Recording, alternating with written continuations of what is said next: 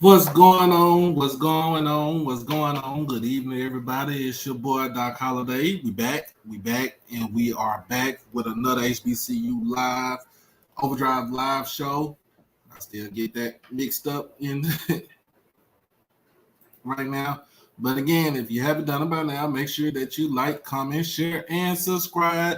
Become a member of the livest, hottest HBCU podcast that's on YouTube right now. And we got some special announcements. Congratulations on the channel right now, getting 500 subscribers. What's going on, Val? What's going on, Honey? Man, we got 500 subscribers now. So that means that the channel is growing. I'm loving it. I can't get, you know what I'm saying? I can't elaborate how big this is for me right here, this big for us. So, you know, it's a huge thing going on with us. And I'm just happy that we got 500 subscribers, y'all. So we looking for the next 500 to basically take this to a whole nother level. That way we can get this whole thing monetized. We get this everything monetized. We can get going, y'all. We got 500 subscribers. And so the first thing we still talking about is college day, game day coming down to Jackson. We're not gonna stop talking about this, y'all. Cause like I said, this history in the making, y'all. This history in the making. So yeah, let's get 100 more tonight, Val. Tell them. We got to get 100 more tonight. So we have to get 100 more tonight, 100 subscribers tonight. So my whole thing is to get subscribers to come in to be on the show. If you want to talk your 2 cents, we can do that right there. If you want to talk your noise, because we're gonna have a show where you talk your noise. We're going to have a show where we're going to talk your noise. That's going to be Friday night, y'all. So it ain't going to just be Jackson State. If you got some SU players up in here, some Southern players, y'all talk all the noise y'all want. You know, and I'm all for it. I can't even back down from it. I can't even get mad about it. But I like the fact that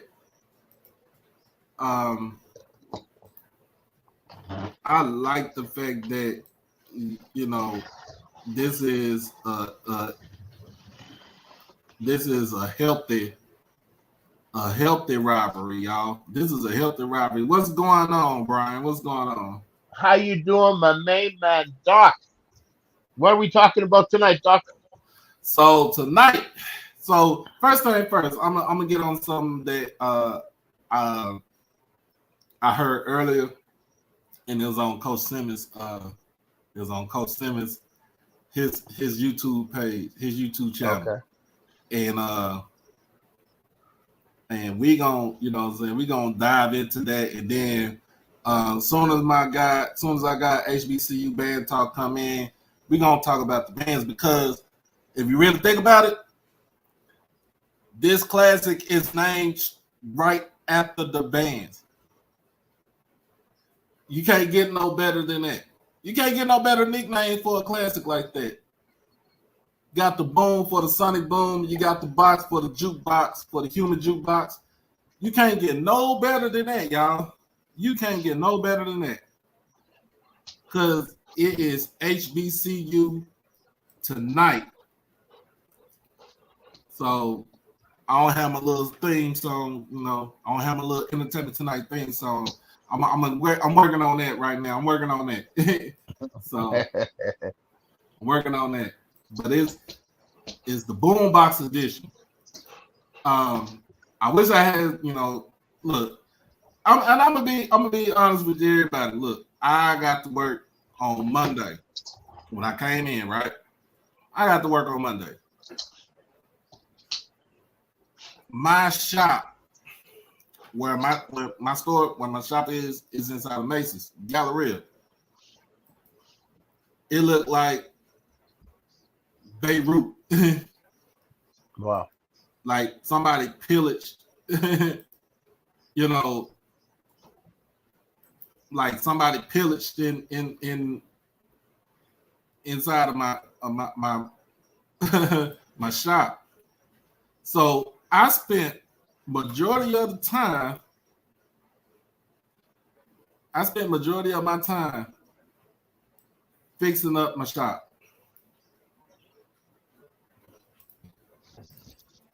And it irritated me to the core because it's like I thought I had somebody that was gonna watch it for me. Find out he didn't do it. He didn't do his job. Then I had to let him go. So Oh yeah, if he doesn't do the job, he got to go. so that kind of took me out, and the fact that I had to basically I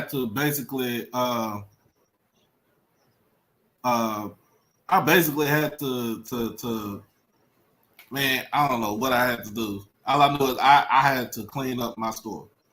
Like, you know, Brian, man, be more. You know, you been in retail, right? Like when you been in retail, it's like you gotta do the dirty work in the work that you know what I'm saying, you really don't want to do. Ain't that the truth? Because if you Like don't do it, it won't get done. I really don't want to go in and have to fire up somebody. But I had to. I had no choice, so I had to do what I had to do. But Val gave you a nickname, man. He gave you a nickname, Be More.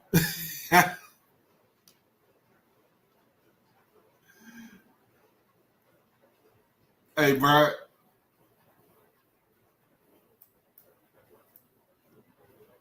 Can you hear me? Yeah, I hear you. Okay. Be more? Yeah, I gave you a nickname, Be More. Yeah. As long as they don't call me late for dinner, I'm good.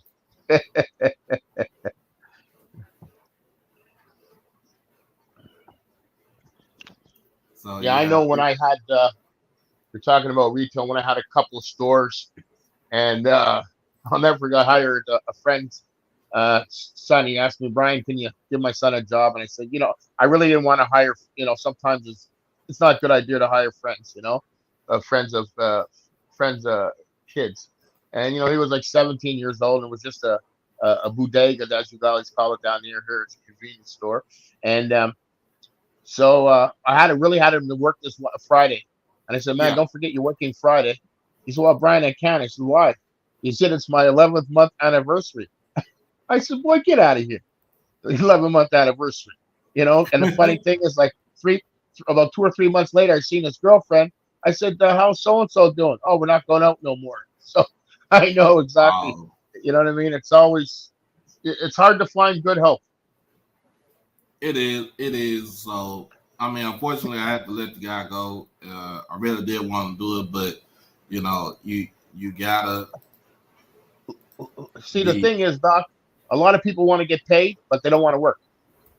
That's true. That is true. But yeah, so the first thing we're gonna talk about this, and this is something that kind of caught my eye earlier.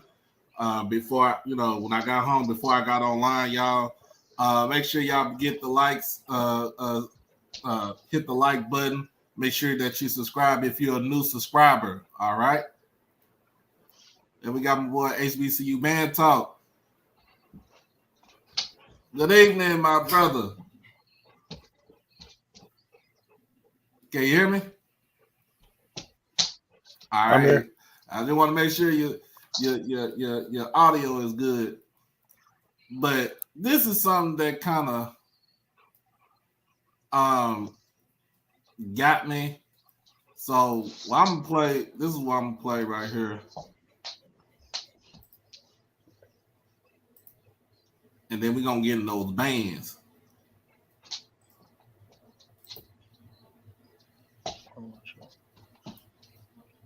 We're gonna get in those bands tonight. I don't know about the March Wildcats, but we'll.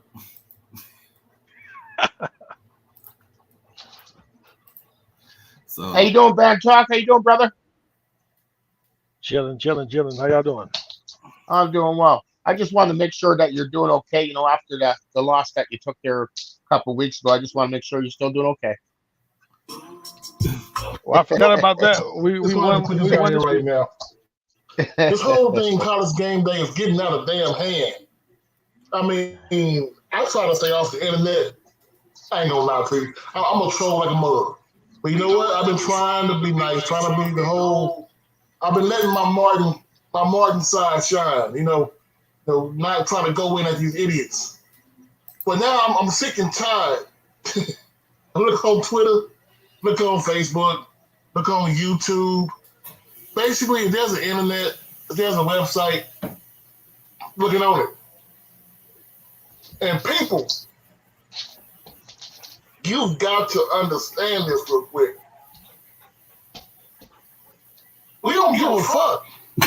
We honestly don't care. You go up there and you're talking about, well, we're only going there because Deion's there. And you wouldn't be in Syracuse, New York? First of all, you won't have the size crowd in Syracuse, New York to show that boring-ass game between Notre Dame and Syracuse.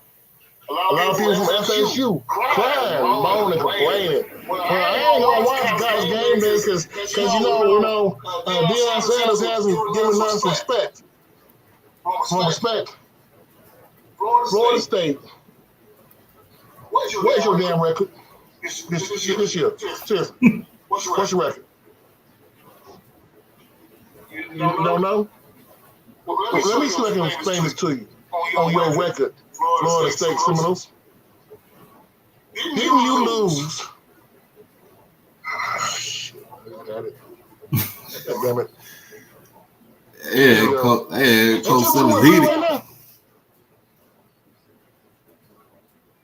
I mean, seriously. Ain't you like 2-3? In conference 4-3 overall? Who the hell want to watch him? And you want to compare like, well, the history of these colleges, bruh. You can't compare the history of HBCUs, the history of PWIs. Because you want to be dead ass about it until USC whooped the hell out of Alabama in the 70s. Y'all didn't have these big cathedrals and stadiums. Y'all didn't have these huge monuments to these quote-unquote great coaches. You want to be a buck about it? Until black people start playing at these PWIs in the South, I want the historians to look back. What was the size of Alabama Stadium? I'll wait. I want to know what the size of the stadium was. The size of Tennessee Stadium. I'll wait. The size of FSU. If you look back, 1972, the capacity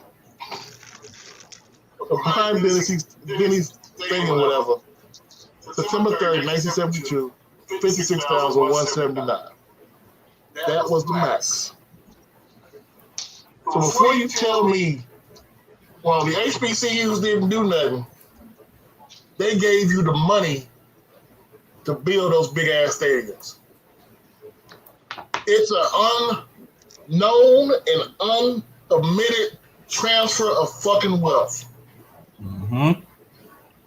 You really want to get a buck about it? There were two things that happened in that era. Great migration, or really three things. Great migration of black men from the South to the Midwest for those GM jobs and plant jobs. The great migration of talent from HBCUs, because we weren't allowed to play with y'all ass back then. That migration to the Texas, the A&Ms, the Alabamas, the Florida States, the Floridas. How many titles were won in the South before that happened? Oh, wait.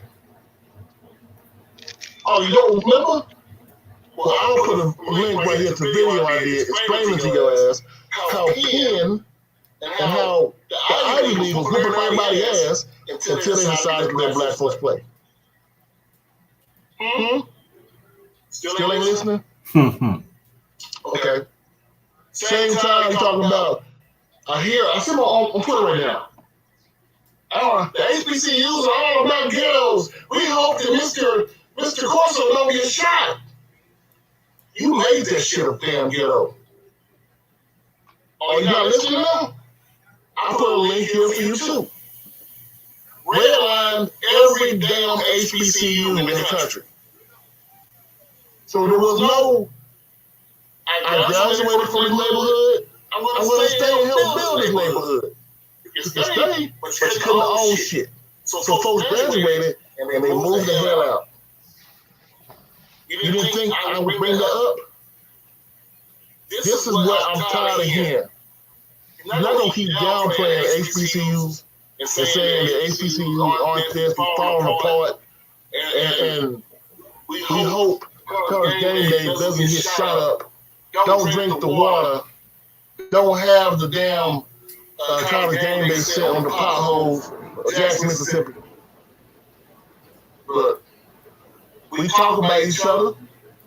I have no issue with the man on Twitter talking about, I know HBCU folks ride the Eon's wave, but let them know SC, let them kicking their ass for the last decade. That's fine. That's facts. Do your thing. Talk your trash. But you are not going to come in here and disrespect HBCUs because the crap that y'all did, or your parents did, or your granddaddy did, get his property up back in the 70s. You got a problem with that, Austin, Texas, where you find me.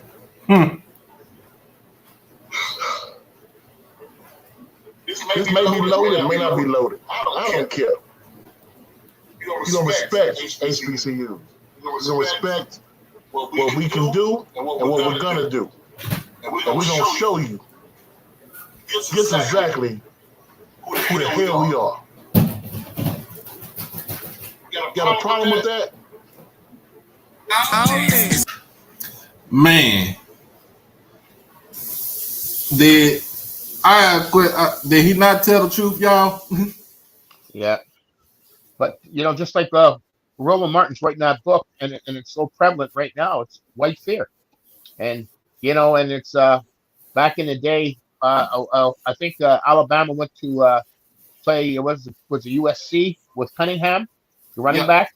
Mm-hmm. And and Bear Bryant seen him and said, "Oh, geez, we got to get me some of those," and changed the whole game. You know what I mean? Unfortunate part about it right now, but I think it's going to be revitalized because you see more. The youth today are so much into the culture, and I'm glad that they're really getting back into the culture, start understanding of the Black American history and understanding their worth. And the thing is, what they're also doing is saying, "Hey, listen, I don't have to go to PWIs to be seen." You know what I mean? Especially what JSU is creating a they're leveling the playing field slowly but surely. They improve the facilities. They're going to improve their facilities. I hope they get this new stadium, get that rectified, and probably that will be built. What do you say? Probably, Doc, 3 to 5 years. And so if that happens, you've got more and more. The enrollment will grow. So more and more money will be coming to the university, and more economic growth will be coming to Jackson. So that's what it has to has to be done is more economic growth coming to the city of Jackson. When you have more economic growth, you have less crime. When you have less crime, it's more prosperous for people that are living there and they want to stay there. Another thing is a lot of these young people, like PWIs, if a lot of these young African American kids started going to HBCUs, all that money would start be going back to HBCUs because that's where the highly talented athletes would be, and that's the only reason why you get these Alabamas and Clemson's in Texas. You know what I mean? Besides having the money, but how did they get the money? By on the backs of these black athletes. What do you think, HBCU? Well, I think the first thing is I don't call them PWIs. I call them HWCUs. Because when you say PWI, that makes it seem superior, right? So I try to look at things from the governance structure and not the social structure, right? So the governance structure is who are we to ourselves, right? To each other.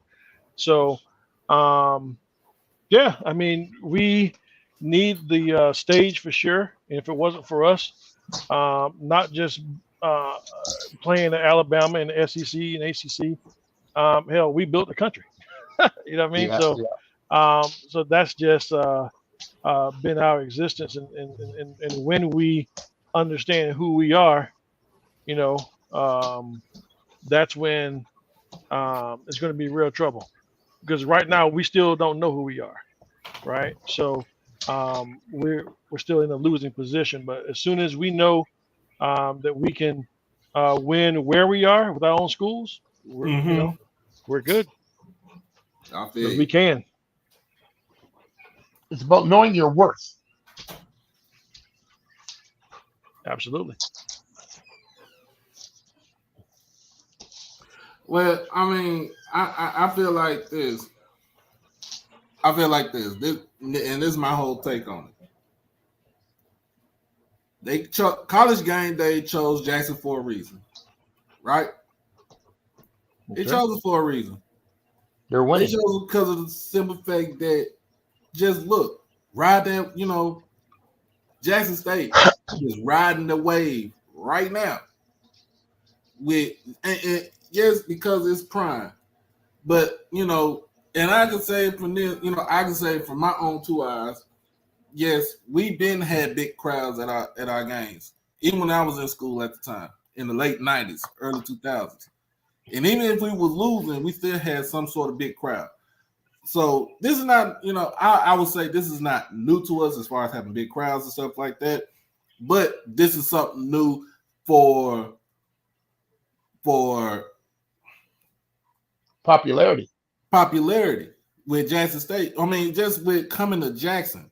Because they didn't, and be honest, they ain't never been to Jackson. They always go to either Ole Miss or Mississippi State. If they come to the state of Mississippi, they don't go to. They only go to those two schools right there. They don't. I think they came to Hattiesburg one time, and that was when USM was actually really good. That they didn't, USM didn't care who they played. But they never came to Jackson, and we always wanted something like that to come. To come to Jackson. If they could have came to Jackson when we played Steve McNair with Alcorn. But they wouldn't have been covering Jackson State. You'd have been covering Steve McNair and Alcorn. But the thing about it is you would have put some sort of limelight on HBCUs regardless. And that's the whole thing about it. That's the whole gist. Like I was just reading some of the comments, like what he said. One of the guys said he not tuning in because Dion ain't forgave Florida State. First of all, why the hell do he need to forgive Florida State? What did he do to Florida State other than give his 3 years there for playing football and baseball? To remember he played baseball. Florida State football team was trash before Dion went there. He put Florida State on the But map. no, I can't say they was trash. They in some of the things he said in some of the interviews, he said that Florida State was there, but they wasn't there like you see them, back in the early 90s.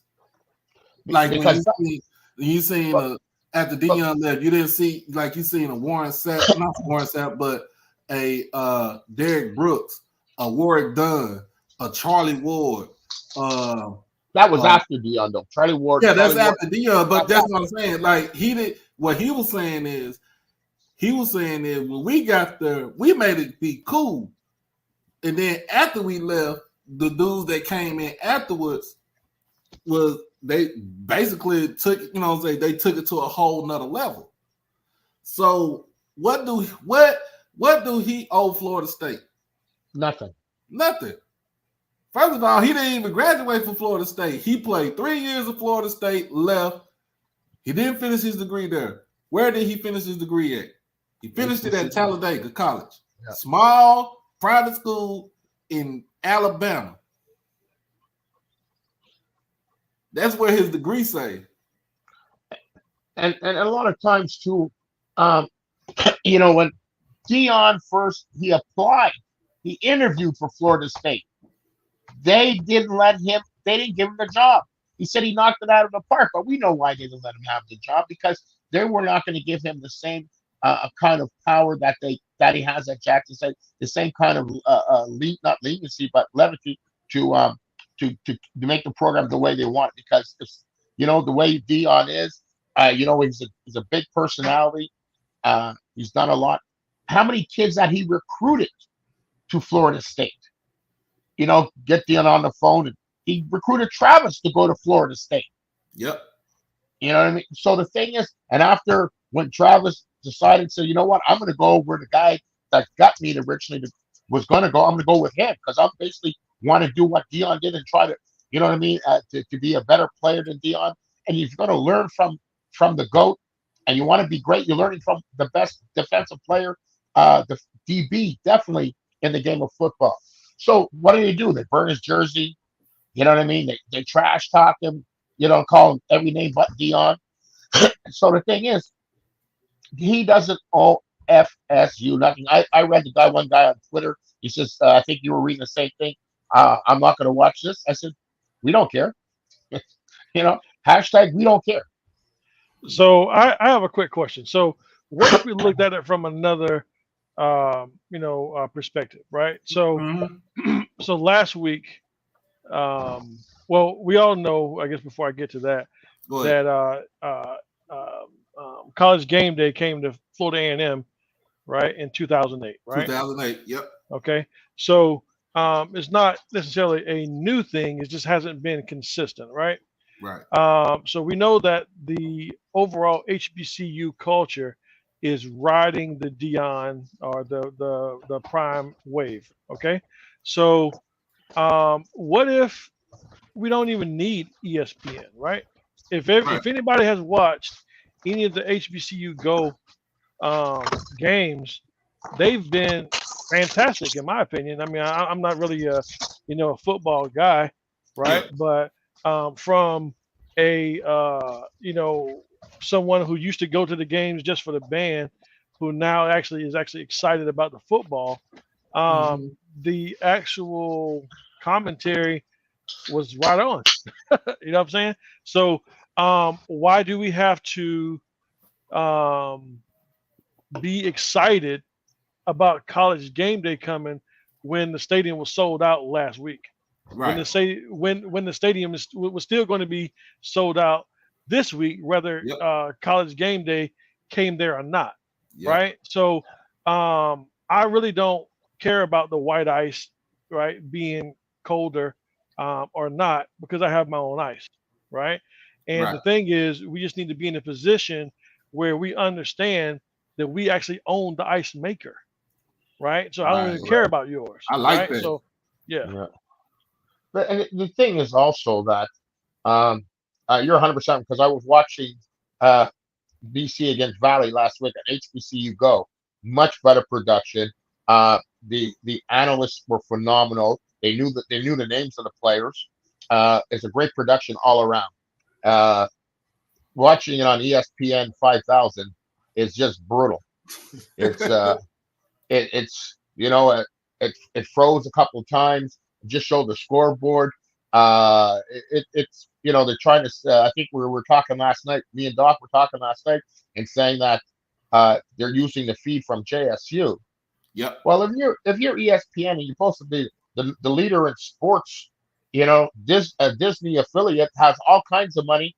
You should be using your own equipment. You don't need to feed using a VCR or VHS kind of equipment if that's the case there, because it was really poorly shown. It's I wish we just had HBCU Go doing the games. I agree totally with you, Bad Talk.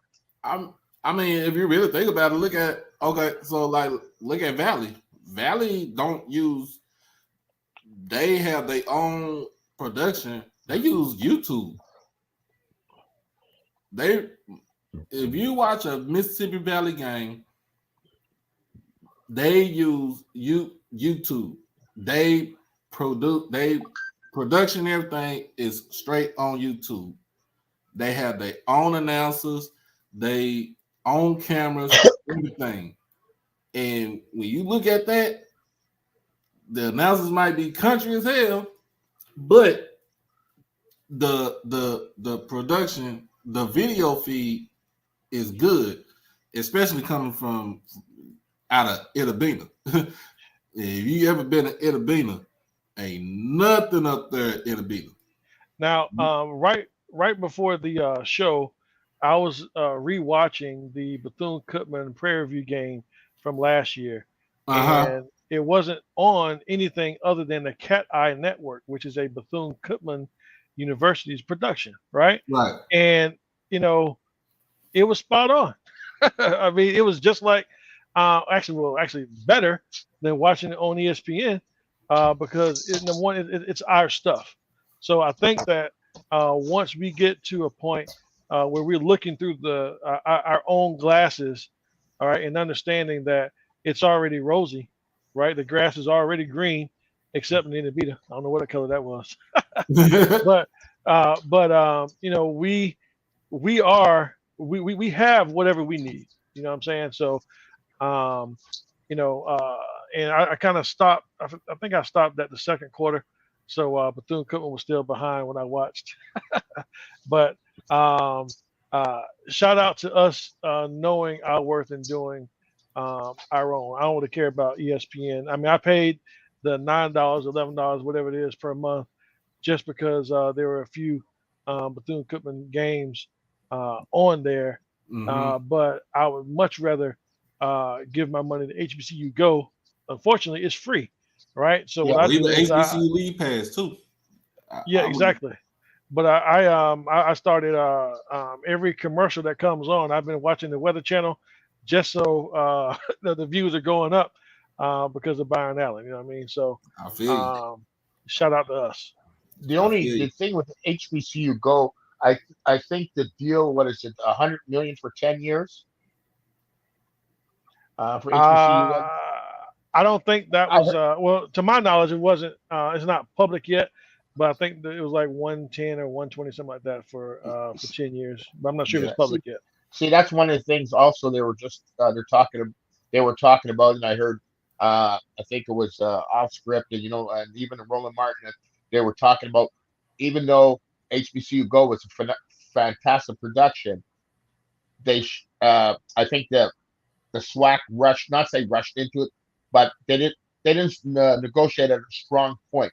Where SWAC is really strong right now, you're probably at one of your highest points to negotiate, and I think they under negotiated, in my opinion.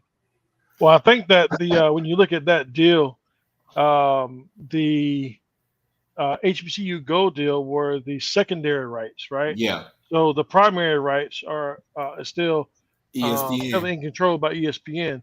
So if you got 120 million, whatever it is, for a secondary deal, why is that a bad deal? You see what I'm saying?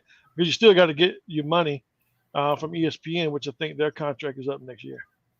Well, hopefully they'll negotiate a better deal and instead of being on not HBCU, but ESPN 5000. It's just the production. Sometimes, you know what I mean. I don't want to sound like a conspiracy theorist or anything like that, but sometimes you're looking at it and saying, are they doing this production lousy just so you know what I mean? The outside world is not getting a good view of how our games are being played and the great talent that's being displayed on the field, because I don't see this anywhere else. Well, I mean, to me, if ESPN's deal is up after next season, then the SWAC got the leverage because they can take that. What's up, Sean? You want to jump in? If you want, you can come jump in if you want to. The SWAC could take that and leverage it out because they have they can say, well, look, we got this deal for secondary rights with HBCU Go. And the only other way we'll get something like that is if you give us you give us our own network. You give us our own network. You got to raise that money up too. We're not gonna. I don't want to be hamstrung as far as being with the actual years on the contract. I want my years to be short because I want to think as in short. You know what I'm saying? Short term, because then I can leverage it out once the contract is up. And deal with long term. So Doc, the only problem with that is from I have multiple businesses that I own, and from a business perspective, you got to give who's ever putting up the money time to make their money back, right? Right. So it has to be a win-win situation, and a lot of times, until you actually look at the nuts and bolts of a deal, it's really hard to see if it's something good or bad. And I think that some of the consultants that were consulted on this deal, I've heard a lot of dialogue, and I'm probably optimistic, right, on that deal. And I think that if you look at the people who were at the table and look at the resume, I think we should be able to be comfortable that they, made a pretty good choice. Okay. Hey, yeah. can I? Yeah, go ahead and put your 2 cents in, Sean. All right. First peace to the panel. First of all, Peace. you know what I'm saying? Peace to everybody.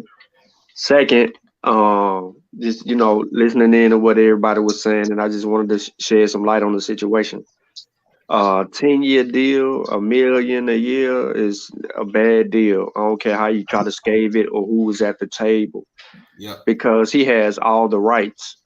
And all he did was backdoor the content to Griot. The Griot, I'm sorry.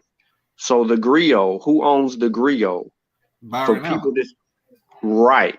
So all he did was, come through and get the content for HBCU Go, and then backdoor it to his network channel, right? To build his commodity up for the Griot, because everybody can get that. Now, here's the thing: he doesn't have the super premier games on there, but if he gets the opportunity to get the premier games on Griot, like if he ever gets Jackson State on Griot, if he ever gets FAMU playing a Jackson State or Southern and Jackson State, or all those big rivalry games that he could stream through there, that draw large audiences and crowds and stuff like that, he's making double the money. He's making the viewership off the stream. He's making the viewership off of the Griot channel. Yep. So he's making his money. He's making his money in both hands. Yeah, he's making money back. Versus, hold real quick. Versus negotiating the Griot TV deal with him. You see what I'm saying? If you negotiate the Griot TV deal with him, now he has to come to the table with the network has to step up and broadcast all the activities which he could outsource them back through the SWAC Yep. schools, which would bring the SWAC schools up to the table to collect some type of funds because they got to use their equipment and time and they got to be compensated and all of that stuff. That's true. That's how I'm looking at it. So I do appreciate that, but my question is, because I wasn't at the table, right? But when you look at who had the secondary rights before HBCU Go? I don't even know who had the secondary rights at the time. Okay, so if we don't have an answer to who had the secondary rights before, right? Then it's money that we, as the SWAC, would not have had, right? Because the primary rights are still owned by ESPN. So ESPN. So I'm not sure how the secondary right deal is going to negatively affect the primary rights deal. I Right. think it probably will enhance the negotiating presence. For the Because primary coming yeah, up. yeah. I mean that's how it would look to me, and I know that my aunties and uncles and cousins who don't have ESPN. I mean, I don't have cable in my house, right? I do everything through Fire Stick. So I literally was watching on my iPad until I said, let me go to my Fire Stick and see if there's a HBCU Go app on my TV. And let it be known, I don't have to watch it on my iPad anymore. I can watch it on my TV. I just downloaded it like that, right? But for people who do have regular cable, Grio is there. I mean, I'm assuming, Just basic TV. You can get Griot with the antenna. The Yeah. Right. thing, but the thing about it is this is a power play for Byron Allen. This isn't a power play for the SWAC. This isn't in the best interest of the SWAC. That's the argument. Is that this is a power play for him because he was doing what before landing this contract? He was fighting with mainstream TV and broadcasting to get his networks onto Xfinity, DirecTV, Dish. You know what I'm saying? He was trying to bring his stuff to that where he would his networks would boom more. So he would have to negotiate with the power players to come off some of that money for his stuff. This is what this move is. HBCUs is hot right now. Let me backdoor the ESPNs and get a secondary rights deal and then try to leverage my way through these other deals and broker them in a way that's going to be beneficial, but it's only going to benefit him because he got the 10-year deal. So let's just say that in the next 2 years or 3 years, that his move with the CIAA and the SWAC, Yep. right?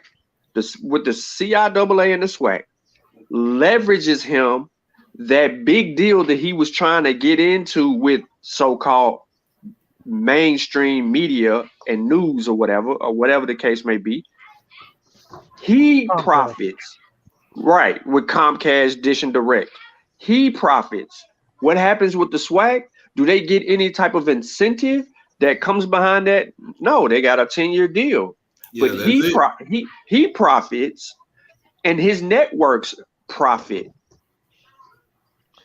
Yeah, now that is possible. Unfortunately, I haven't really seen the actual deal, so I'm not sure if that's the case or not. I know in a lot of TV deals, there are incentives, if you will, that will trigger more resources for the SWAC, right? So I think that for me anyway, it's premature to give my overall analysis on something that I haven't really seen yet. Other than now if y'all have seen it, then shout out to y'all. But I know I haven't. I haven't really done the research to look for it. But I think that from my perspective, I don't have a problem with the capitalistic side of Byron doing his thing, but I do know that if there was no there was no media source that was paying the SWAC for the secondary media rights, right? What is the issue, now? Because, It's two bad deals. The ESPN deal is trash, and the secondary deal is trash. We have to be honest. well, we don't know yet, though. No. We do know. So you've seen Okay, it? so hold on. Just want to give you some insight. Have you looked at the other TV deals with these other conferences and how they're negotiated? The SEC is the only ones that are pissed off because they put themselves, even though it's a mega deal, but they could have negotiated a little bit differently with the deal that they had, and they would have had a Big Ten deal, a Pac-12 deal, and been able to leverage it because they have the power conference. Everybody's watching the Southeastern Conference. SEC football is, well, the South is big on college football versus the North or versus the Midwest per se.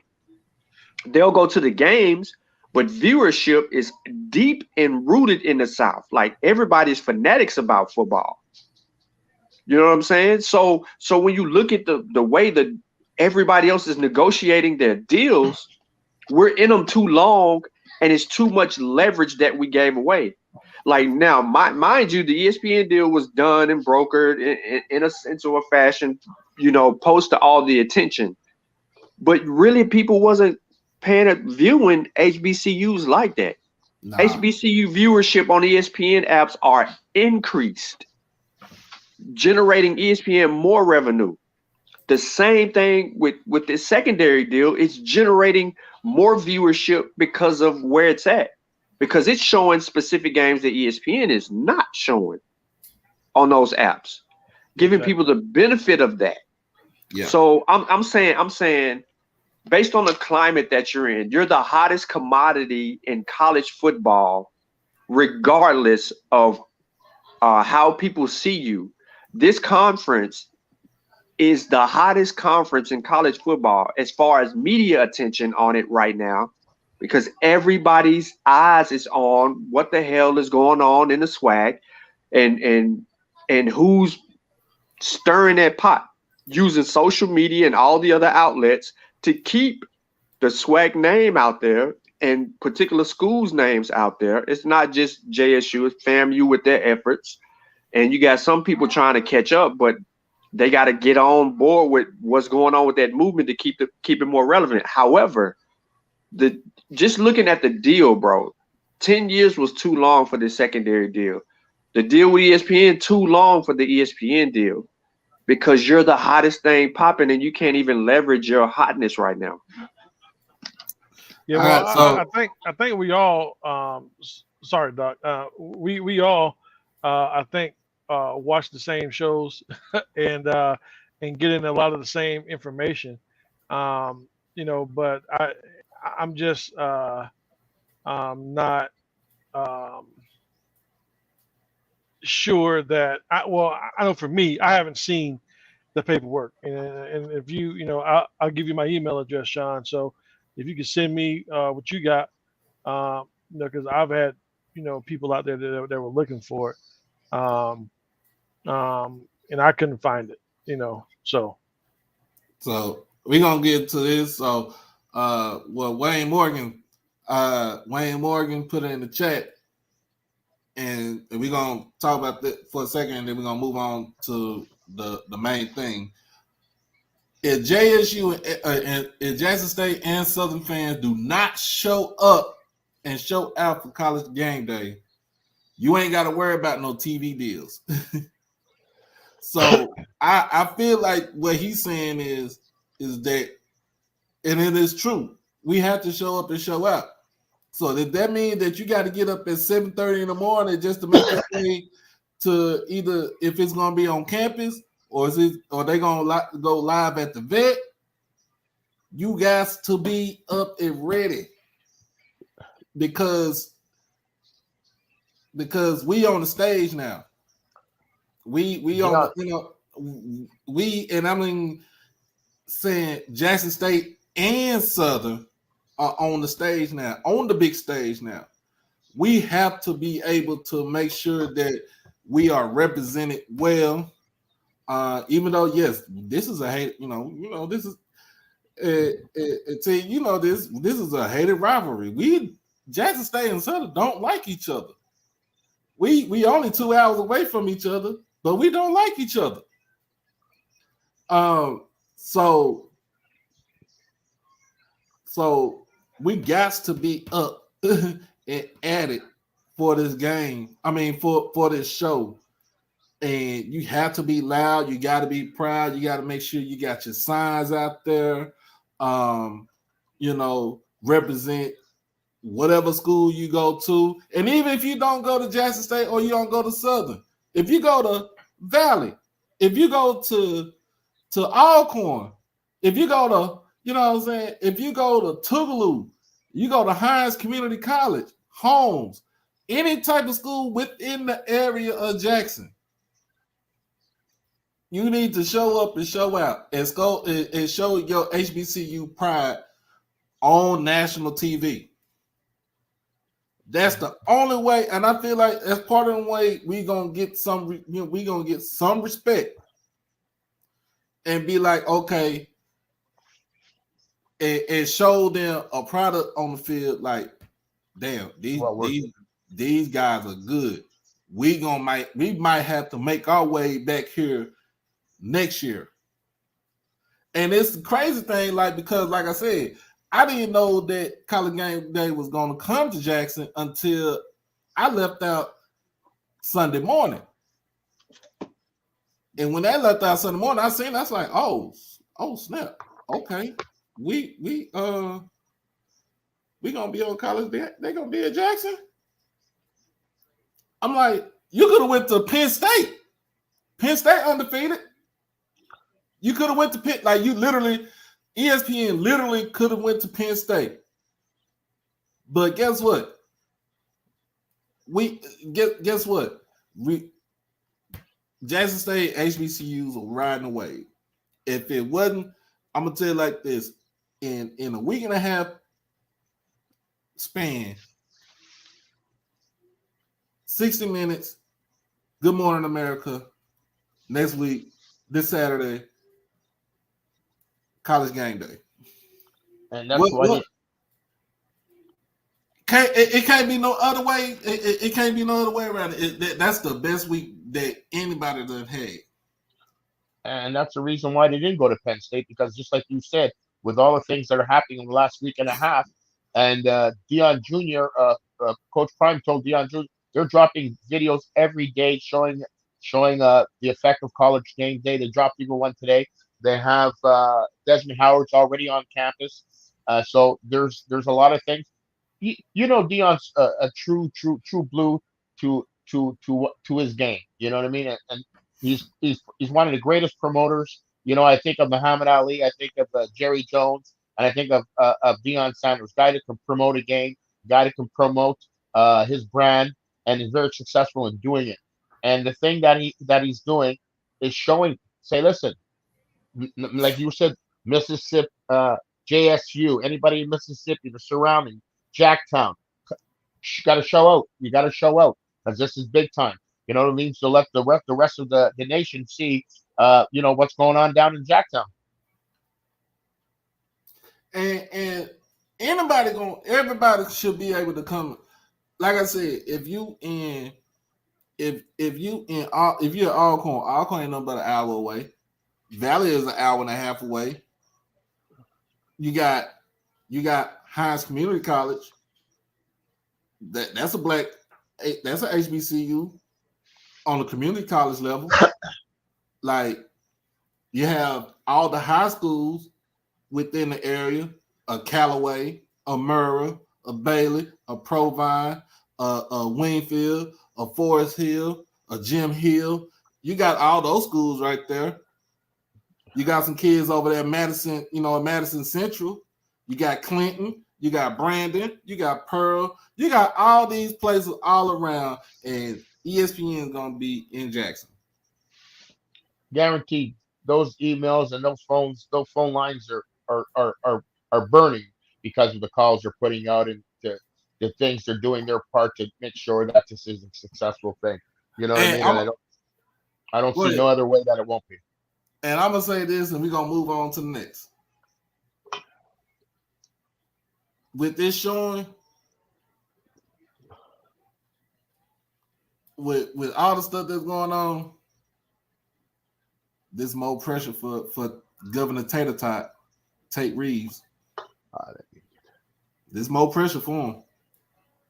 I don't make none of my, I don't make my shows anything political. I don't make none of my shows political like that. But it's gonna be real heavy for him because people gonna see like y'all not doing what you're doing for this whole state, for this school. Excuse me, white people don't have no conscience. They don't care.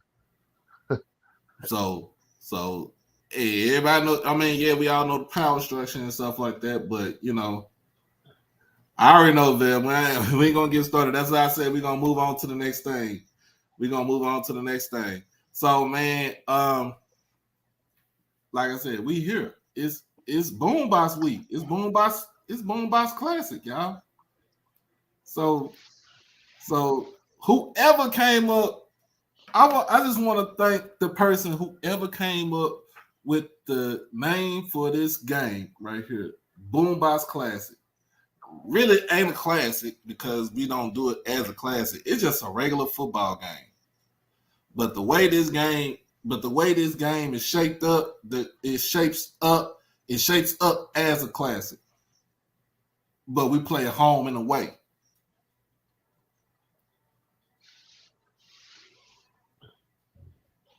So like I said, today is Tuesday. I said we're gonna highlight the bands, and like I text my guy, HBCU Band Talk. I text him today, even though I was supposed to text him the other day. It was like, look, when I got back in the store, my store was messed up. I had to get that taken care of before I do anything else. And he obliged, and he was cool with it. He was cool with it. All right. But like I said, it's about the bands, really, for now. And I know, Sean, you like, I don't care about no bands, just like you don't care about being in no relationship doing football. But we gotta show the bands love, man. And so I want to hear y'all take, and we're gonna go into the first band, which is Southern. So the Puke Box, that's what I call them. Hey, I mean, I'm Jackson State all day, every day. So y'all already know how I am. All right, the first thing, man, we're gonna get into is the original, not that watered down version that you hear from LSU. No, I just playing. Not that boo-boo version from LSU.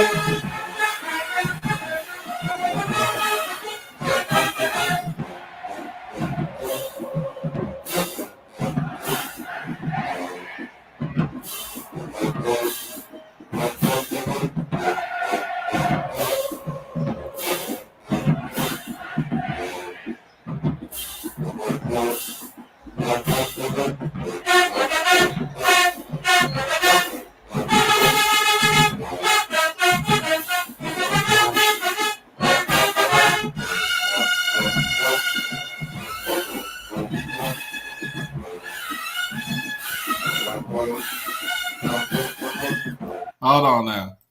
First of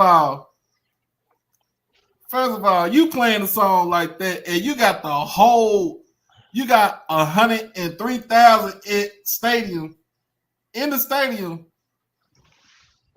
chanting that whole tune right there. Chanting it like in unison. Like, it don't get no better than that. And they play that, and LSU play that watered down version of the show, of the song, you know. And I let everybody know, yes, I love sports, but I'm a band head first and foremost. That ain't the white. That was the human jukebox. LSU couldn't play that loud like that.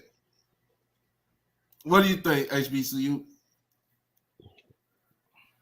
That was nice, you know. I think everybody tries to steal the black culture anyway. So shout out to was that the puke box you say? I call him the jukebox. There you go, the human puke box. It was good, and I'm ready to hear the other one. All right. So next we gonna put on there.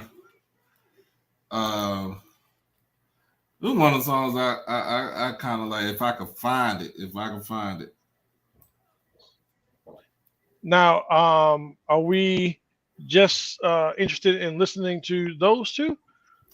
I mean, we can listen to the March Wildcats, man.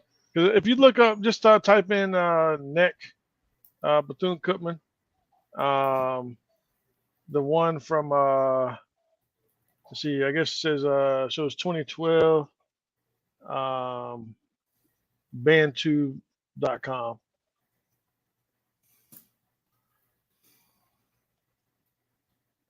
I got you.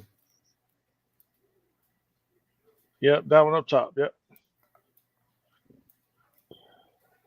I think if we do a blind poll, everybody has different, bands that they like. But there you go. Kids, get ready for another exciting youth ROTC day.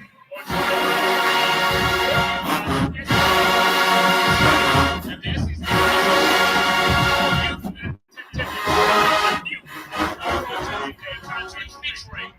OMG girls. Tickets contact SC State Ticket Office.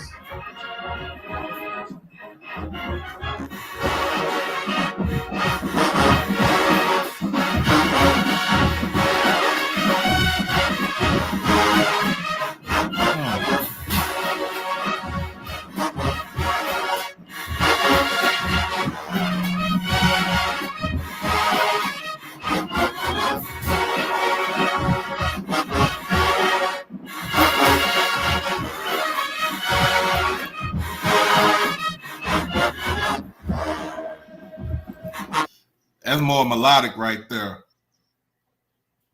Oh yeah. That's a more melodic tune right there. The way that Bethune plays it is melodic. I can kind of dig that right there. So gonna get it to the Sonic Boom of the South. Only time we see Bethune play us is at the Honda. Right. Which we won't be at this year. That's gonna suck. Right. That's gonna suck.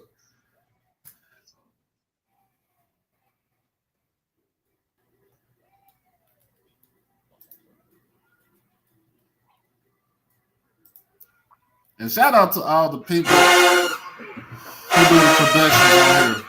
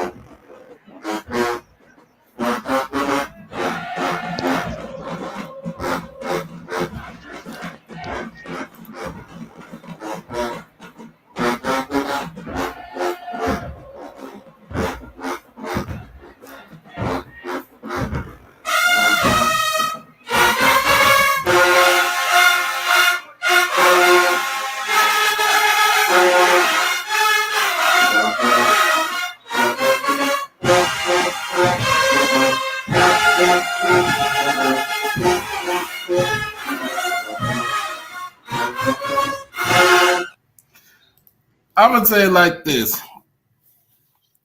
That's power, but they rushed it. If you Right. think about it, if you listen to it, if you have a fine-tuned ear and you listen to it and you kind of go over and over and over, it sound rushed. But the power came, they bring the power to it. They bring the noise, they bring the thunder to it. So that I'm gonna have to say I had to give that part to Southern. All right. But now when it comes to field shows is a whole nother idea. And I'm gonna kind of shorten it out.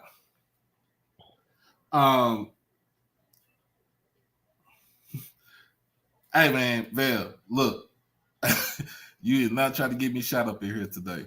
Wow. You is not trying to get me shot up in here today. My wife is she in the chat. You know what she did last time? She get active, so she not. Nope. Man, ain't nothing to worry about them girls too young for you, man. That is true because I'm old enough to be their daddy. Exactly. Yeah. Let's see. I love Tuskegee, man. I love Tuskegee, though. If you have not been to Tuskegee, y'all need to go there. Y'all haven't been to the Shed, y'all need to go there.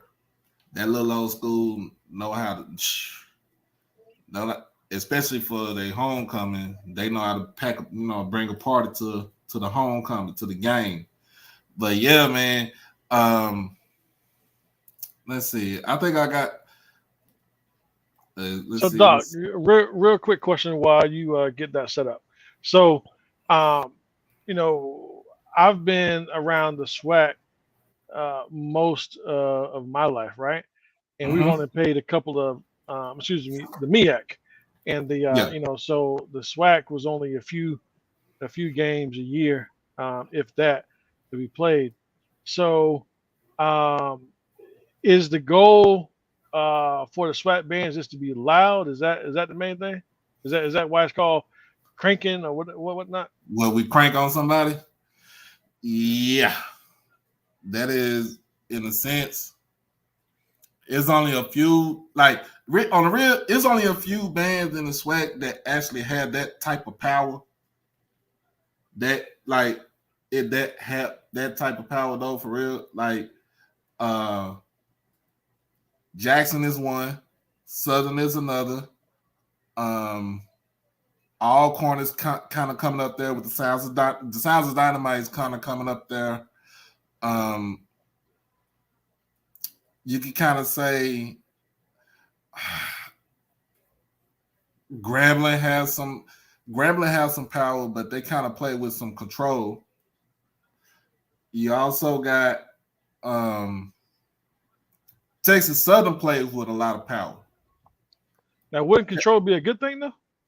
Control is a good thing. Control is always going to be a good thing. We want to have control. You want to have power. You have power and control within your band. That is everything that you put out there is going to sound great, and it's going to be nasty for the other schools. Hey man,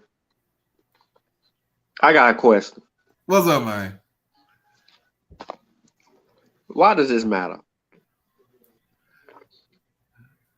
Cause man, BoomBox Classic. I mean, for real, why does this matter? The bands are irrelevant now.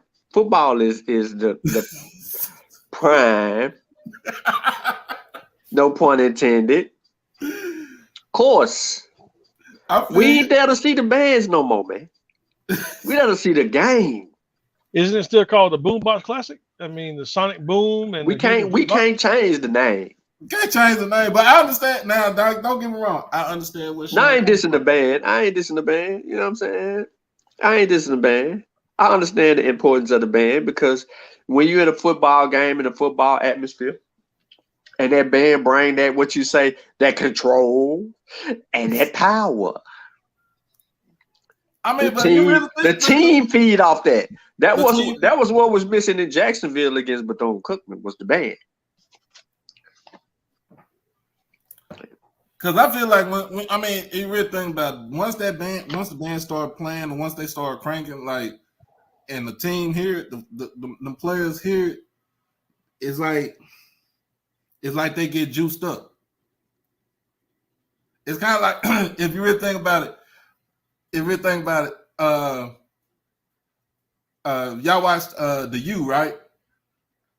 The 30 for 30. Yeah, I've seen that.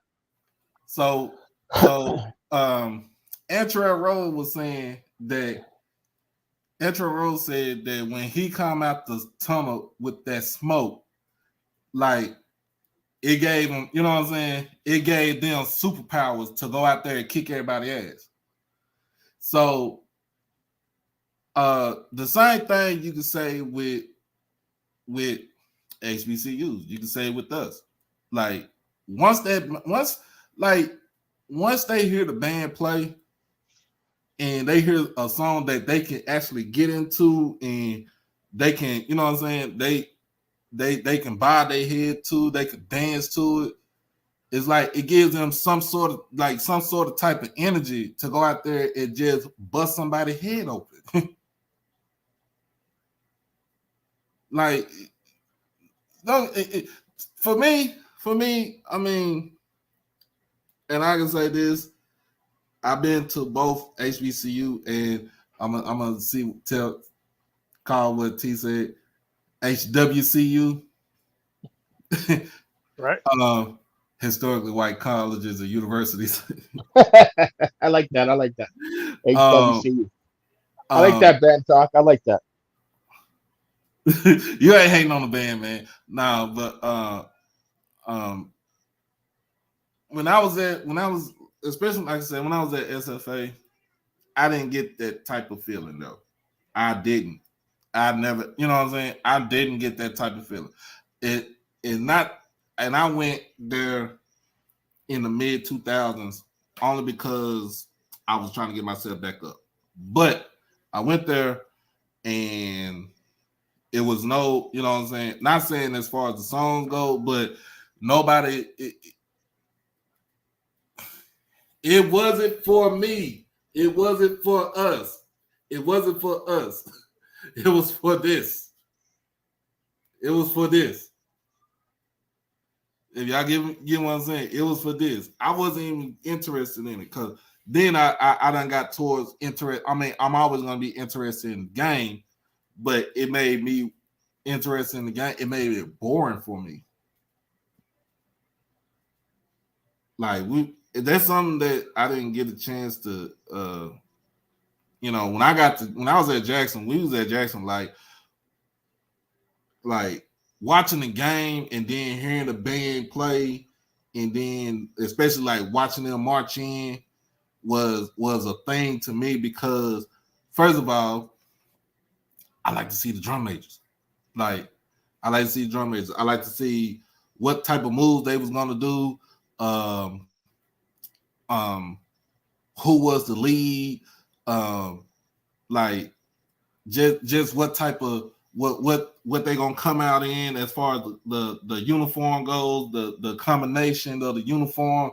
Like that's something that I put stock into at the time. At that time. But like I said, I still watch football. I'm a football fan at heart. I'm always gonna be a football fan at heart. I mean, I have a musical mind, pretty much. Well, I know that when you go to the money games, I know for Cookman, last year we played UCF, and this year we played University of Miami. You know, we were playing, the whole crowd was into, the band, because their band was trash. You know what I mean? Yeah. So, yeah. Like, hey, way too cool. I understand what you're saying because that, Dr. Liddell and Dr. Taylor, Dr. Taylor. Oh my God, they want to see you. They did, I understand still why they did it like that. because they want to battle you. They want that battle. Whoever came out, you know what I'm saying, the on top.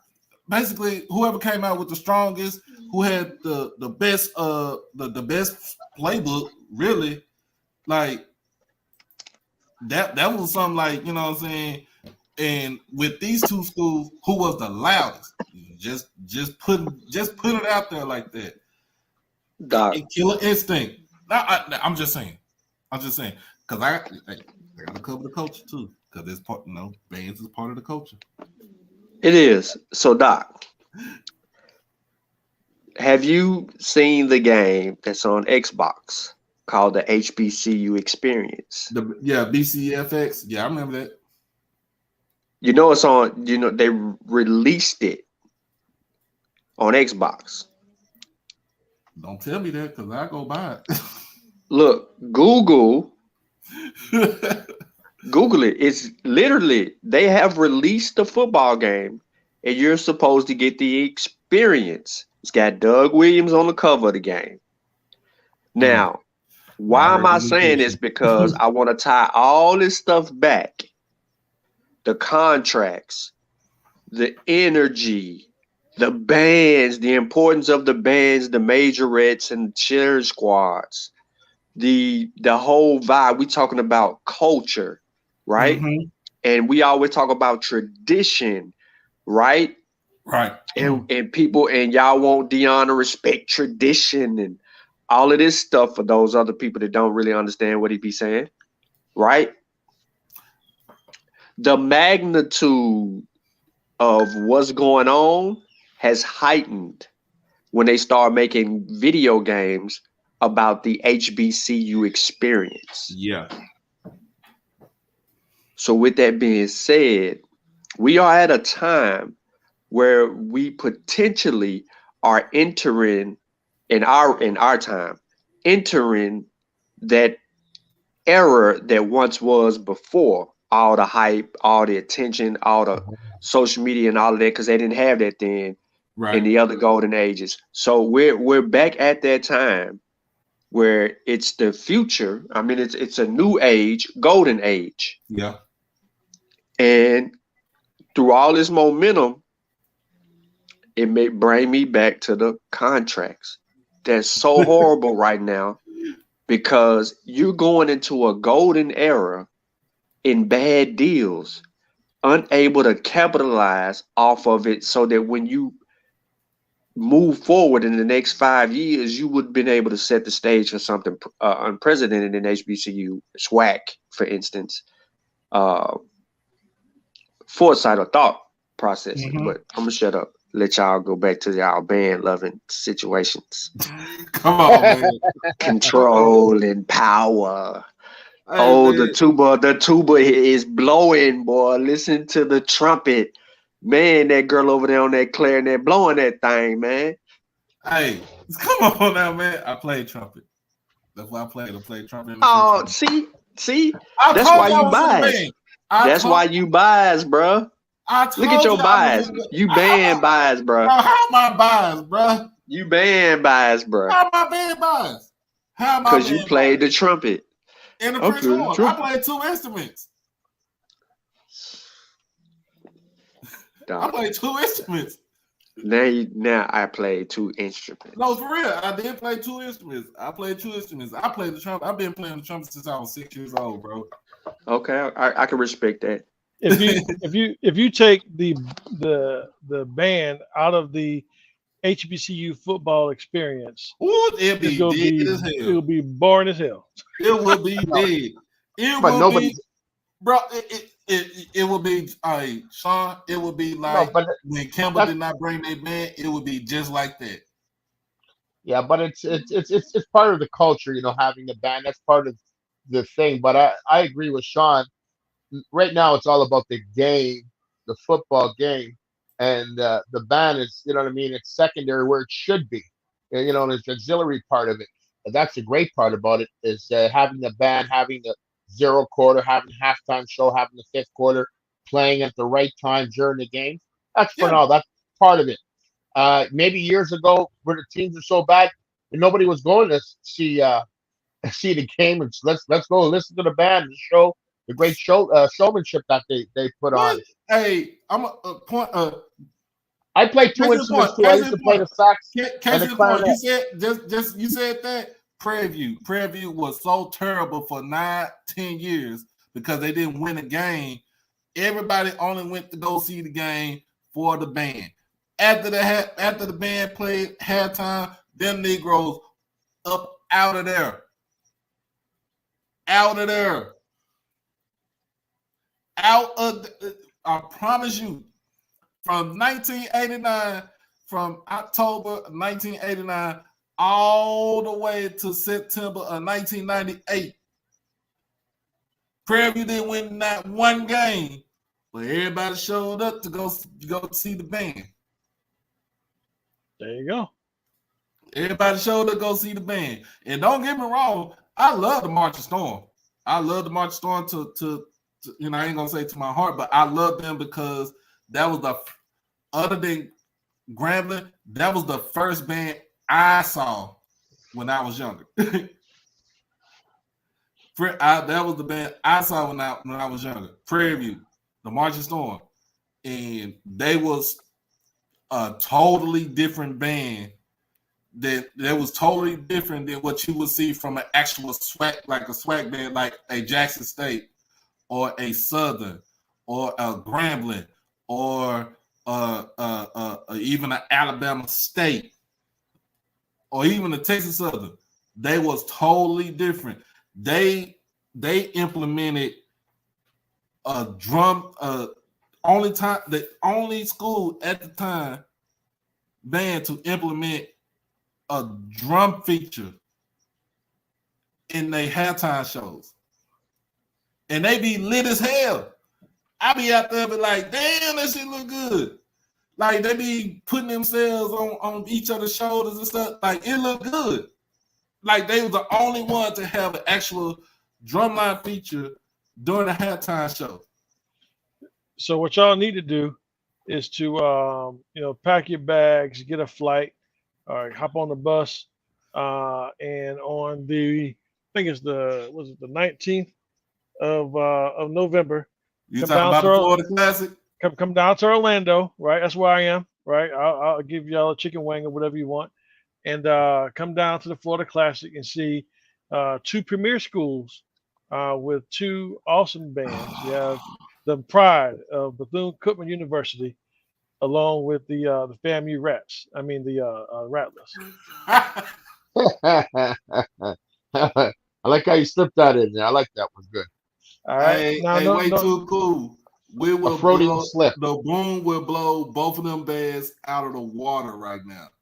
You know what? One of the things that I would like to do, and that's one of the things that I'm very new to the YouTube space from a creator perspective, right?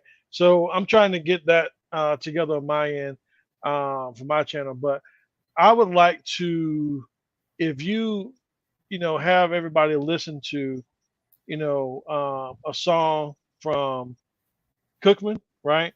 And then so it'd be a Cookman / BoomBox, right? Playoff, right? Okay. And so the people like Sean, right, who don't really care about the band, right? He'll be able to. He's not biased against any school, right? Band program, because for him, band nerds suck, right? So let those folks give their opinions, and I'm not saying they're going to choose Bethune-Cookman because we are better. I'm saying they're probably going to choose it because they can probably hear. Now I will give you this, Dr. Wells, dude. He's very. Oh, he's very. He's heard stories that he is very anal about tone and pitch and control. One of the things when you actually watch the bands in the stand, like Bethune-Cookman in the stands, you can see the lines, the diagonals, everything in the stands like you would on the field, right? Because they have a specific place to be. That's just order, right? So order and discipline. You know, when you see some of the other bands, they all dancing their own way. And, you know, the horns are all going each other way because they all playing at different, levels. It's a big difference. But are you gonna play something else, or are we? I think I kind of got it going right now because Sean's like, it's all about the football team. We're gonna get on the football team, bro. We can talk about the football team. Hey, make sure, tell them, Brian, make sure we get the likes up and subscribe to the channel. Make sure we get the subscribe to the channel. We're trying to go for 600 now. We just got to 500 on the channel. I am very happy about that. Elated. I was elated. I looked at my phone earlier today. I was at work and I was like, ooh, I'm almost to 500. I called my wife at work. I said, baby, I'm almost to 500, man. I'm almost to 500 subscribers up here. Don't worry, I get you. I got you. But we at 500. We 500 and up. We need to get to 600. We need to get to 600, man. We need to get to 600. Then once we get to 600, we're gonna work on 700. So that means you know somebody that's out there. We're gonna put a challenge on. When Doc gets to 600, he's gonna bring out his trumpet and play a little something for you. Man, I don't even have a trumpet. I think my cousin got his. He played trumpet. He played trumpet also. I think he got his at home. It's been a long time since I played something. I've been, I'm on this now. This I think I'm being attacked. I'm being attacked by all you band heads. I'm just gonna go on and defend myself right now. I you know what I'm saying? Listen. I got your back, son. I got your back. I play a little music, but I got your back, brother. Listen, Doc, I don't care nothing about no power or control. Play the damn song that we want to hear so the football players can jump up and down, bob their head, and turn up on Southern. That's all I want. That's all I need. I don't care nothing about no power or no control. I need the flutes fluting. I need the clarinets clarinet. I need the bass bumping. And I need the tubas tubing. I don't know nothing about all this other stuff. And I need the girls dancing. I need the cheerleaders hollering. And I need the scoreboard lights working. I'm about to clip that. You know that, right? All right. So how come this is a football question, right? So in the beginning of the year, right, I'm watching the different, channels and whatnot. And everybody's saying that Southern sucks. And now Southern is like in the head of the West right now. Yeah, but they play 2 high school teams. They still suck to me. I don't even care. Just because I'm J State all day, every day, they still suck to me. I would respect them, but I wouldn't give them the light of day to say that their football team is any good. So is this going to be a blowout game, or is this going to be? It's going to be hard fought. It ain't going to be blowout. It's going to be a stop, Doc. What you go? Oh, okay, okay. Let me. 42-14, 42-14 JSU. Why am I saying 42? Why am I saying 42-14 JSU? Okay, now it could be worse. Okay, it could be worse, but all the chitter chatter, like the FAMU game. Oh, y'all only beat us by 1 point last year. Oh, you only beat us by 1 point last year. They got mollywopped this year. The A&M game. Oh, we whooped y'all in the spring. Oh, the ish talking by Maynard. He got them things put on him. Southern. Oh, y'all barely beat us. It took a miracle play for y'all to beat us. Oh, we was dominating y'all. It's that time of the year for them. To add, oh, y'all offense really didn't play good against Prairie View.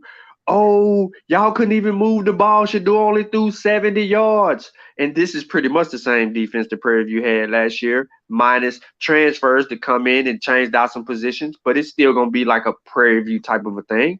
Yeah. It's some redemption going on in this game. That is the missing element. It's some Okay. humble pie that's about to be distributed because everybody said Southern got all these transfers. Southern got all these players. They bigger on the defensive line. They bigger on the offensive line. They this, they that. They got all. They should be kicking everybody butt. But Hold on. they haven't really seen JSU. They're so hype. Listen, Southern was so hype about how they moved the ball against an LSU fourth team defense. That we moved the ball on LSU. We moved the ball on. Listen, my cousin's name is Corey Phillips. His first name is Thomas. Okay. Corey is the recruiting coordinator for LSU. Yeah. He comes from Vanderbilt, where he was at originally. Okay. I know what I'm talking about when I tell you that LSU was basing everything against Southern. Base. Just like North Carolina was basing everything Against FAM. It was the same thing because they knew that they didn't have to do exotic anything or really work on anything to beat the team. So Southern is riding this wave that they didn't beat an overhyped Alcorn, Prairie View. Everybody bought stock in both of those teams because of the way the schools started and competed outside the conference. Hold on, Sean. Leonard chat.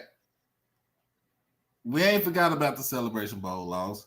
We want y'all to keep winning. Who's still living in the Celebration Bowl that JSU should have won, and it was an upset? No one's living in there, bro. It's a whole new season. And I guarantee you, if you went out, you don't want to see this JSU team because they are officially, they don't have the talent that they had in the secondary last year. They don't have that. They're better. They manning the up across everything. And Leadfields think he gonna sit there and get some off. No, it's worse. There's no, okay, we're gonna chip James Houston and we're not worried about somebody else. No, it's 5 or 6 people coming and you don't know where they coming from. And it ain't no more sitting back. It's some more we on your head and you not running the ball. Southern has to run the ball in order for them to take shots downfield. You can't take a shot downfield if your receivers can't get off press man. Dooley's going to have to do another trick play to even get something going. So what I am telling everybody, rain, sleet, or snow, I don't give a dang what the weather is. There is a chip on the shoulders of this football team because of all the energy and all the talk from last year. Expect the same recipe that A&M and FAMU got to come out in front of the fans. That's all I'm saying. No, you said it right. It's just I'm not even worried about South Carolina State. They got to win the MEAC. I don't care. And they're going to win the MEAC. I think they're going to win the MEAC. I don't know because if the quarterback, we don't know what kind of quarterback you're gonna get. If the quarterback throwing interceptions and fumbling the ball and they're not able to block the next opponent, they could easily lose. This team is very fragile. They got up for this game. It was the biggest game. They got up for it, but they couldn't get up for A&T. So it just lets you know that styles make fights. But NCCU beat themselves because they didn't do the simple thing. Take Shaq away. Yeah. Stop the run. Force fields the pass 40, 50 times. And then and then you take advantage of their mistakes. All they did was make 1 or 2 mistakes, bro. And that was it. Go back and look at that game. Hey, you've arrived, bro. When you got the sex chats coming in, leaving comments, you've arrived. No, they're looking for you, Sean. They're looking for Nah, you because man, nah, they, nah, they don't know put that they on know you me. don't want no relationship. They want to see None, it, Sean. none I mean, during football. None. no, Not man. during football. The sex chats came for the band heads. There you go. I would expect a band head to say that. No, but to reiterate one thing about, I know they were playing. North Carolina was playing like base value, but North Carolina's defense is trash. They're awful. Nah, I can't. I mean, it depends on who they're playing, but they did not get up for FAMU. They wasn't worried about FAMU. Yeah, I but mean, the next game that North Carolina they they played went to win with, against App State and almost lost that game too. yeah, it was 60. It was a high scoring game. They gave up plenty of points. But yeah, man. Like I said, with Southern, it's gonna be a long ass day for y'all. It's gonna be a long day, and and even if it's raining, on Saturday, all you have to do is just simplify the book for Shador. Give it to Wilkerson. That's Hide what the ball, that's the hand the kind of ball weather. off to the running back. So what's going on with Malachi? Why isn't he playing? Grades.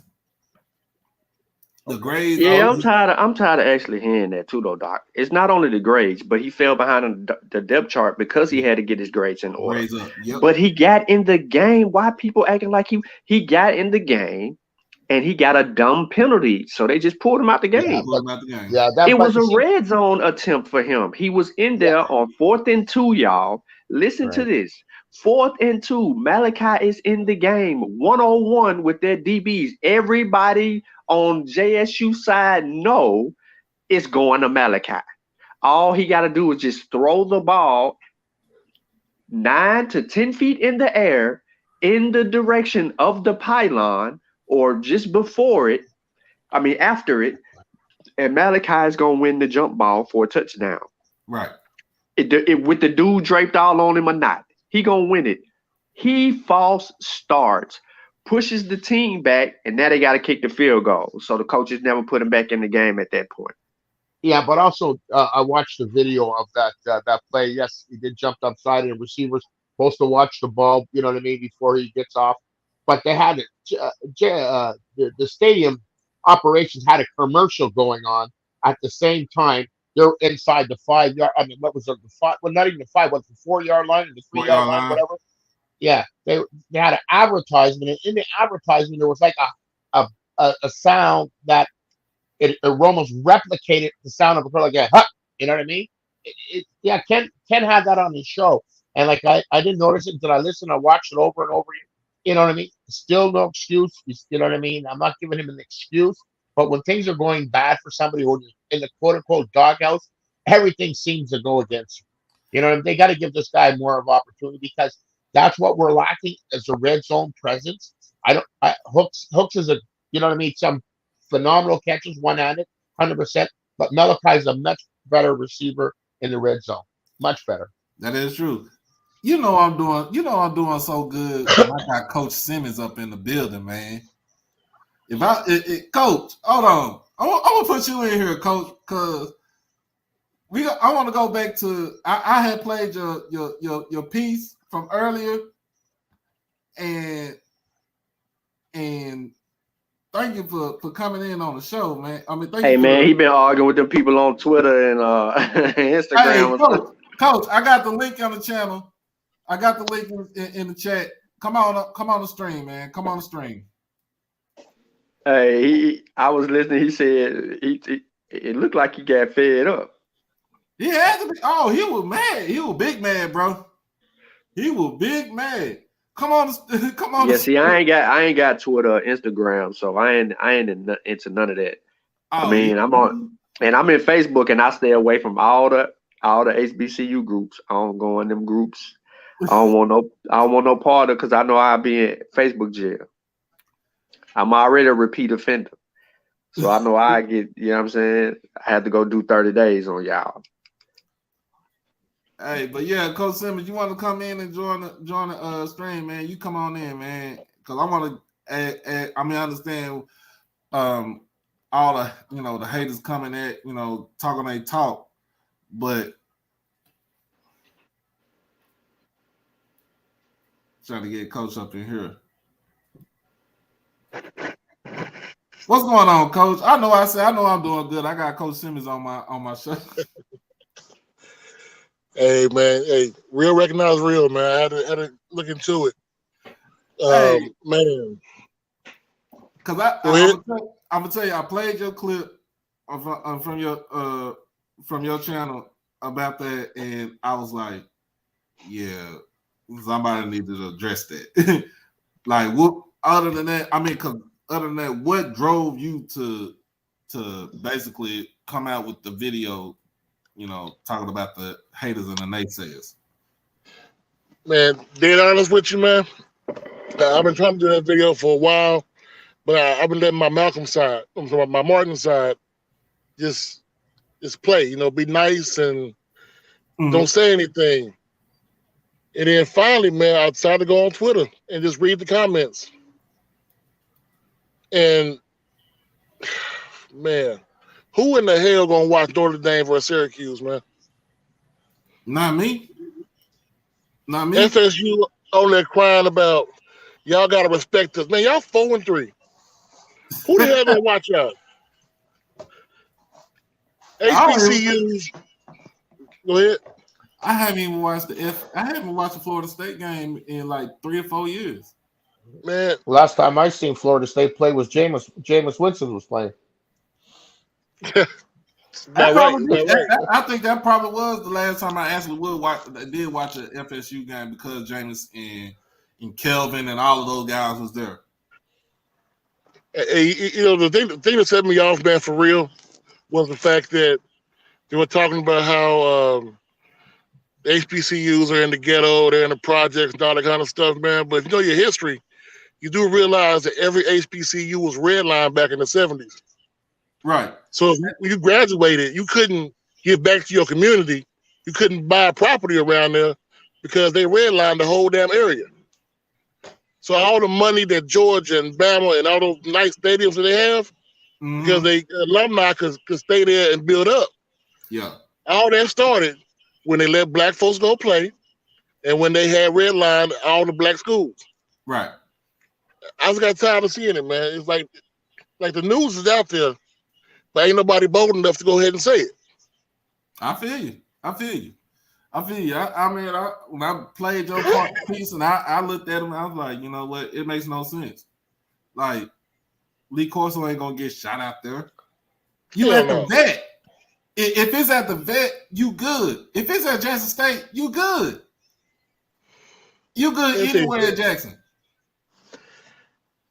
They act like Tuscaloosa is just damn heaven or something. Go down the wrong city in Tuscaloosa, see what happened to you. Go down the wrong street. Go down the wrong street in Clemson, South Carolina, see what happened to you, man. It's the same thing everywhere, man. But they try to blow it up for the black folks, saying that we don't know what we're doing. All these cities are out of water. Man, look. Go to Lansing, Michigan. Tell me how their water tastes up there. Yeah, Flint for years. Yep. That's what they got to do in Jacktown is the people got to sue the state. That like they did in Flint.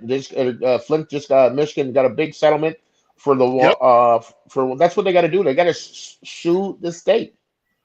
Yeah. The one thing we did out here, I'm in Austin, Texas, in case you didn't know, but one thing we did down here, man. Yeah. They had a thing where they were kicking all the black folks out, basically. And then all of a sudden. Is it South Austin? East Austin. East Austin? Yeah. Yeah. So what happened was, man, all the black folks over here registered to vote. Now, I ain't saying that they voted, but the fear putting their hearts, everybody registered to vote. Now Austin is the #1 destination for all HBCU grads nationwide. Yeah. Jackson got to do the same thing, man. Put the fear of God in them boys' heart. Yeah. And it got to be like that though. It has to be like that. Like you got to make it to where the destination you want to be at is you're going is the way you want to be at, and not just because it's more popular or this, that, and the third. Anywhere you go to, you just got to research everything. Yeah. It's like, and like I said, I tell people, yeah, I'm from Dallas, I'm from Oak Cliff, but because I know my way around there, this person might not even want to move over there, but you have to, they have to see it for themselves. Like I in a sense, I didn't want to move to Irving. I didn't know too much. I know about Irving, but I'm an outsider. If y'all know what I mean, I'm an outsider coming into an actual place where it's not everybody don't look like me. Yeah, but the thing is though, man, if you look at what's going on right now with HBCUs, the light is being shown. It's like over there in Dallas. Yeah, Paul Quinn. Yep. I did a video on Paul Quinn earlier this year about them trying to open up another place in Oakland. Yeah, people don't realize that. Paul Quinn's trying to open up another campus in Oakland. If they can get the pipeline back from Oakland to Dallas, ooh. People don't remember the Black Panthers. All that started from where? Grambling. Oakland and Grambling. Yeah, because Huey went to who went to Grambling then? Who went to Grambling? Was it Bobby? Bobby Seals, yeah. Huey went to Berkeley. Mm-hmm. Connecting nationwide is something we got to do, man. And the light right now is being shown. We got to take advantage of this light. There have been 3 occasions, man, that I know of personally, where we had stars. Stars bigger than Coach Sanders in the SWAC. Those other 2 occasions, we dropped the ball. One was Jackie Robinson over here in Austin at Tilson College. Yeah. He built this brand new stadium, was AD. All of a sudden, they left the SWAC. The ball was dropped. Coach Robinson over there at Grambling, when he beat Bear Bryant's record, yeah, that should have been the catalyst for HBCUs to get back on top of the map. Yeah. We dropped the ball. It's 3rd time's up right now, man. And the window's not going to be that big because of coach's age and his health. You know what I mean? If he lasts, I say he's 55 now. If he can go another, say, 5 to 10 years, you know what I mean? Then the momentum will sustain itself. But because it doesn't matter, he's going to leave the situation a lot better. But like you said, Coach, they gotta take advantage of this opportunity, because when opportunity is there and you don't take it, it will pass you by. Definitely. I think right now with the momentum, at least in this last month, the next team or the first team that beats Jackson, I don't care if it's in the SWAC or the MEAC, they got to ride that momentum. Yeah. South Carolina State did not ride that momentum going into the next year.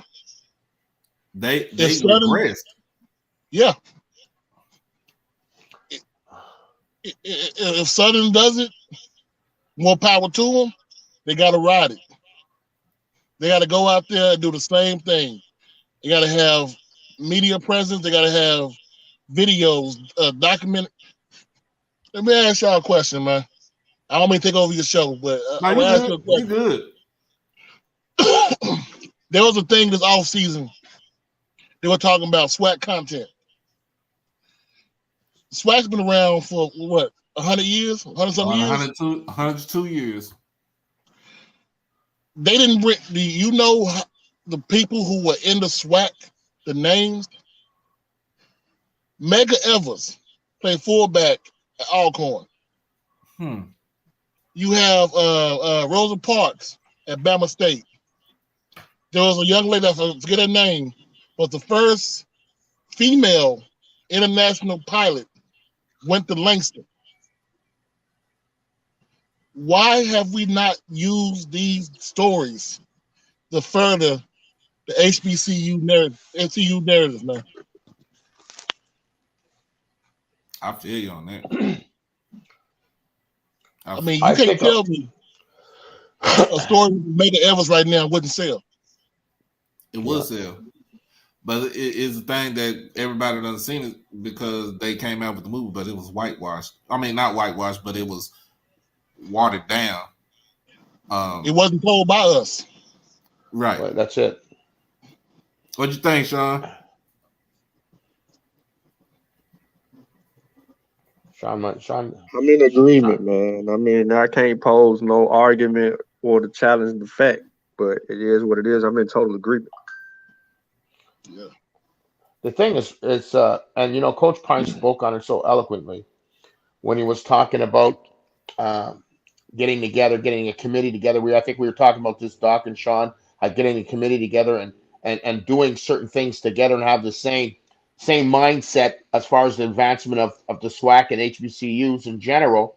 And so I think if as long as there's a collective, it's better off for the whole. But what happens a lot of times, you might have a lot of old heads are, instead of saying, you know what, it's not a question of I have to change my mindset, but I might have to change a little bit of way of I've been thinking.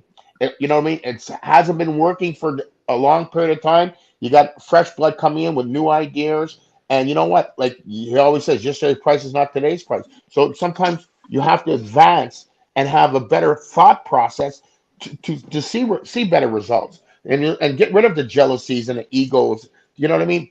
Put all that aside. It has nothing to do with, you know what I mean, who's the first one that thought of it. Your ideas are just as good as good as anybody else's idea. We got to stop getting stuck in our own way and advance and get together as a community. Every other community does well, but we don't, for the simple reason because we let petty stuff always interfere in the advancement of us. Yep. 100%. Yeah, I feel you on that. So, hey, Coach Simmons. So, it's BoomBox week for us. The football game. What do you think the keys to the game for each team would have to be, as far as what they have to do for either one to be successful? Let's see. Well, for Jackson, they got to remember Dumas from last year. Okay. That boy, if he gets motivated and he does what he did last year against that line, they got a shot. Because with Shador, he has a tendency to hold that ball a little too long. Coach Simmons. Yes, sir. You said what Dumas did last year to that line. Yeah, I know. but you got to remember that certain players get up for certain teams. Yeah, but last year that line, the center sucked, the guards sucked. Tony could have posed some type of challenge, but he on the outside. Dumas is in the interior, and he beating them boys off the snap. He ain't matching no one that's got the same drive, tenacity, and motivation as he had when he came up off the line. And to be honest, even against Alcorn, when you go back and look, there was a lot of plays in that game where he doesn't make any type of he doesn't have any type of push. And then there was a couple of plays where he gets some push, he shows a little disruption, But Alcorn was still able to do little things around or away from him. And the other players, they didn't pop out to me. But if we look at last year, he dominated that offensive line by himself. By himself. I'm gonna bring up a player for you. You ever watch Super Bowls? I believe it was Larry Brown. Yeah, I remember Larry Brown. He had Cowboys. one game, Yep. made all his Yeah. money, and didn't do nothing else since then. Yep. If you think Dumas don't realize it's a different line, and he got to bring his A game to at least clog up the middle for the running game. Now to he try to already make said it to somebody. He already said Say that he what? got to prove himself again. Yeah. He reached out to somebody and told them it looked like I got to prove myself again. It's not even, and see, that's my thing though, coach, is that his mindset already got him where he pressing, because none of the football players said anything that about him having to prove himself. No one's even challenged that. Everybody has said Dumas, Dumas, Dumas, Dumas, Dumas. That's all people been saying. Right. Yep. But there is a player that he will have to face that's willing to take on that challenge and not give him any ground. And he gonna have to see that player every play unless they rotate him off that to the other side, and the same aspect is gonna come off that. I don't see him being a problem this game. I don't see none of all the things that people talked about that's supposed to be the strengths of Southern. I don't see it. I'm sorry. See, He gonna have to show me. that's the thing. That's the only player on Southern that I'm worried about. It's Dumas. Is Dumas. So you won't even worry about Jordan Lewis or even Man, Stevion Wilkinson gonna come out around that corner and chip that boy one good time, and it's over. You remember Isaiah Lamb? Yeah. He Non-existent. had one play. Non-existent now this season. If you really think That's about what I'm it. saying. That's Jordan Lewis right there. I'm not worried about Jordan Lewis. The only player Jackson got to worry about is Dumas. Make sure he don't get off. If they control him, man, I can see 55. I'll give him 10. Ooh. I'll give him 10, man. Ooh. Now listen to what he said and go back to what I said. What did I say? I said 42-14. You said 42-14. Coach Simmons says 50 if they control the line, 55-10. And then Remember, JSU defense is only giving up 10 points a game.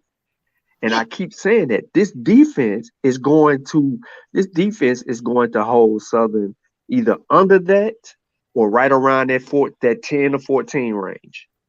Mm-hmm. My whole thing is when your quarterback is the leading rusher. I'm online. I'm online. When your quarterback is your leading rusher, like seriously, that's something that I'm worried about. I say I can't even worry about it because I don't care. I want him to be the leading rusher. I want him to be the leading rusher. I want him to for him to try to go in the middle or to the side. You talking about Bashan? Yeah. Yeah, he is the leading rusher, right? He's the leading rusher of the team. Okay. Let's see how long he play. He's the leading rusher on the team. The next available person is Rod Sims. All right. And he only behind him by 50 something, about 55 yards. It's not even gonna be Miller. Miller gonna make some plays, but it's not even gonna be Miller. I'm gonna tell y'all who gonna make the plays this game. Who gonna make plays? It's gonna go back to the beginning of the year. You're gonna have a resurgence, or you're gonna have a couple of plays made by Gaddy and Doyle, and then let's go on Reagan, and then let's go on Brown. Them are gonna be the guys that's gonna be making the plays. You're gonna have Davis. It's gonna be the Huggins. whole defensive line, y'all. Beating Southern off the snap. Yeah. See, the running quarterback thing, man. Huh? The running quarterback, I'm telling you right now. McCray? Jackson have a tendency of letting that man get loose in the first quarter. It's gonna take one good hit. It's gonna take one good pop, and that's gonna be the end of it. So, hey, enjoy game day, cause the game gonna be over.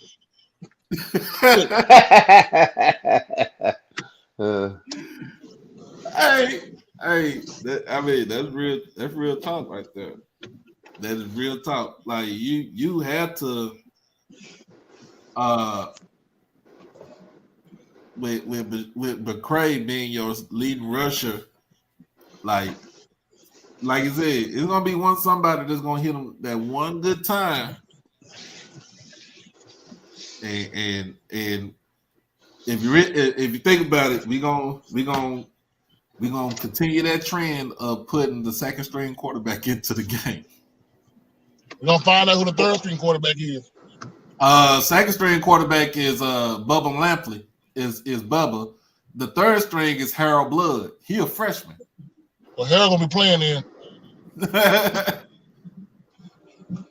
Get some PT. Like, for real.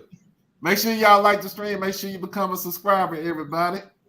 Man, this guy ain't taking too long to get here, bro. I know it's taking Tuesday. too long to get here. It's just Tuesday, bro. They need to play this game on Friday. Well, let me ask y'all a question. Who do you think will be there from the MEAC? I said South Carolina. I think it's going to be a repeat for the Celebration Bowl. I think it's going to be the two teams. It's going to be a rematch from last year. I think JSU wants that anyways. They do. Unfinished business. They want to take care of business. They want to get back to basics. They want what Pooh Sykes said, Sean, get it back in blood. That's what they want to do.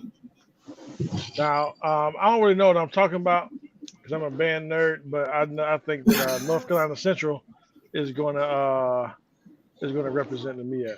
Well, they gotta get some help. Somebody got to beat NC State next week, the next 2 weeks, and Central got to keep winning. NC State got basically they got the head-to-head matchup with Central since they beat them this past weekend. Okay. South Carolina State. Like Jackson State, we want South Carolina State. We want that, we want that revenge. But then too, when you trying to seek that revenge, it might blow up in your face. Yeah.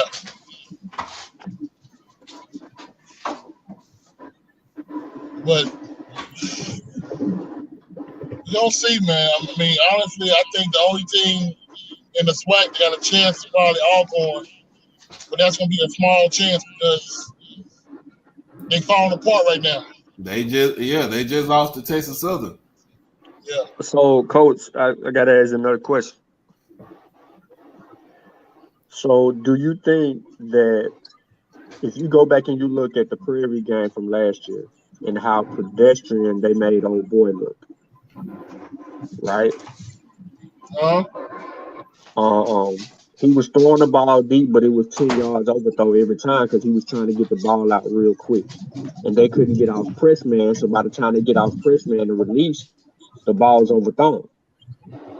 So do you think Deshaun has the quality to sit in the pocket, catch it, throw it real quick? He ain't got the time to do it.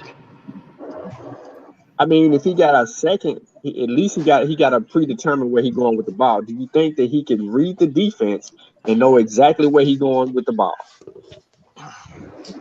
Well, let me ask you this question.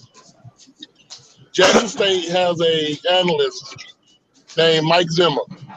Yep.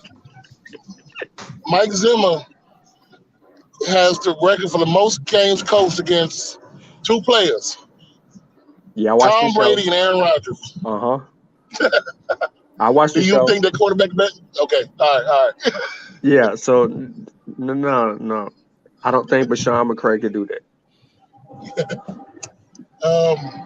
So I'm saying that to say, Go ahead. can Dooley coach him up to find some type of positives? Because every quarterback, listen, I don't think that he's more athletic than Haj Malik at all. Ooh. I don't think that he's even more athletic or talented as Draylon Ellis, right? Okay.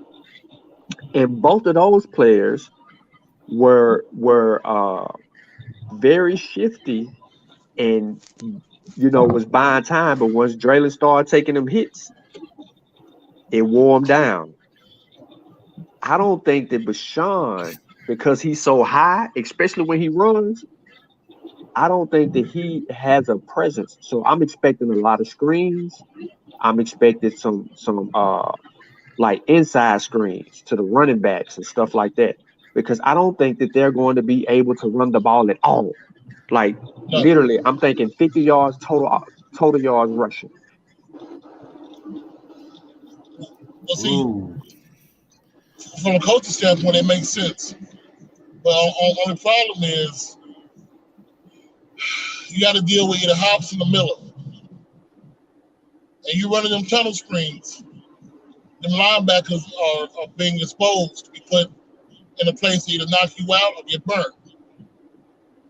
So do you have faith that those running backs can get past JSU's linebackers?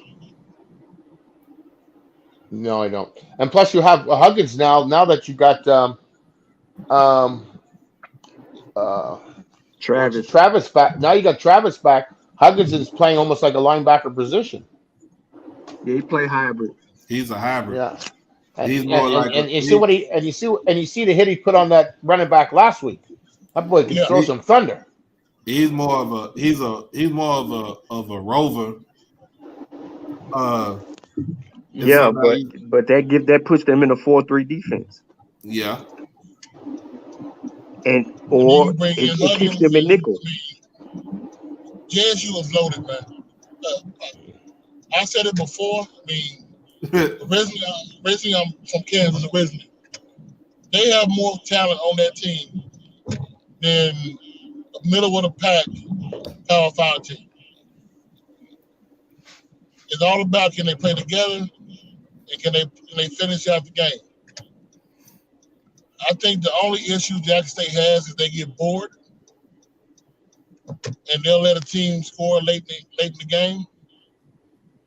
But something happens at halftime, man. I don't know what they drink or what they get, but when halftime comes, everything that you're doing ceases to exist. Okay. They make great adjustments in halftime. They make great adjustments.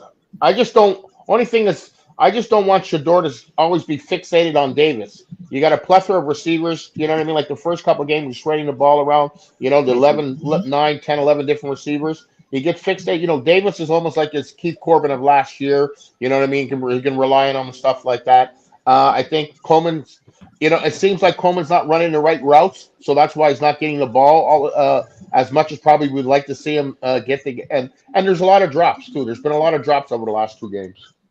Right. Let me say this.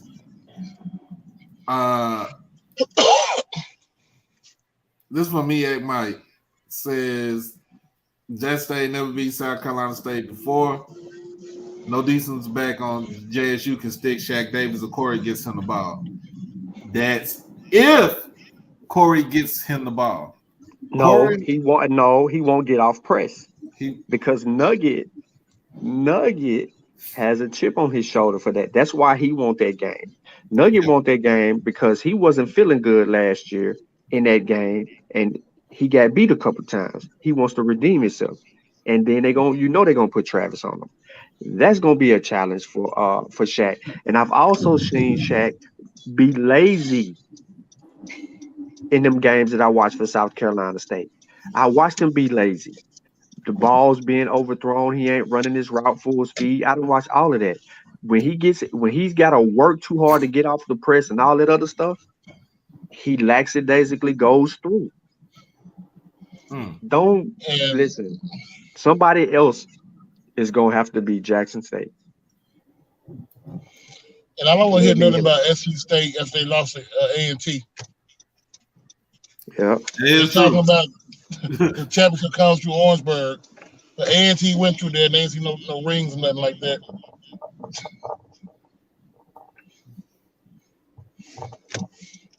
So Yeah, we gonna you're right. find out, We'll have man. that conversation then. But as of right now, Southern talking about with people pubbing up Southern talking about they got the receivers to go deep and they can catch the ball, contested catches, and this, that, and the third. Okay, all Okay. right. Okay, I'm gonna tell you just like this. The last time I checked, Southern receivers couldn't get off the ball against Texas Southern. Put them boys in the press, man, and he got picked off 3 times. One got took to the house, Mm. and they got blanked.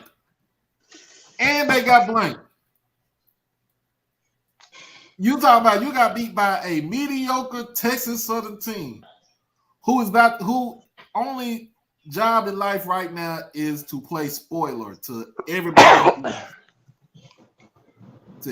in the West. They couldn't get it done against Prairie View. Prairie View, that game was all out of whack. They was all out of sorts. Plus, you had a rain delay, and Andrew Body couldn't get going. Okay. If they didn't have to play the damn 2 FBS schools right early in the season, if they could have put 2 more cupcakes on their schedule, you will see a different team right now with Texas Southern. You will see a different team right now with Texas Southern right now. Like, literally, their 3 wins, 2 of them came between the top 2 teams in the Western Division, Southern and Alcorn. The other one came against UAPB. And then they could be 4-1 in the division if they would not lost that little small game against Alabama State.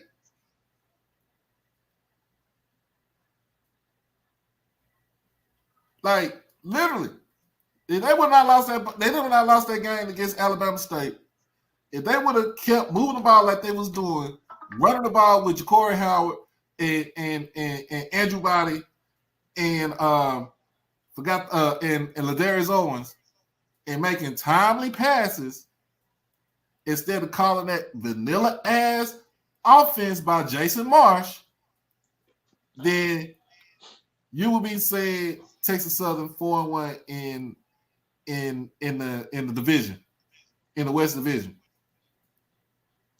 It wouldn't even be Southern being number 1 in the Western Division.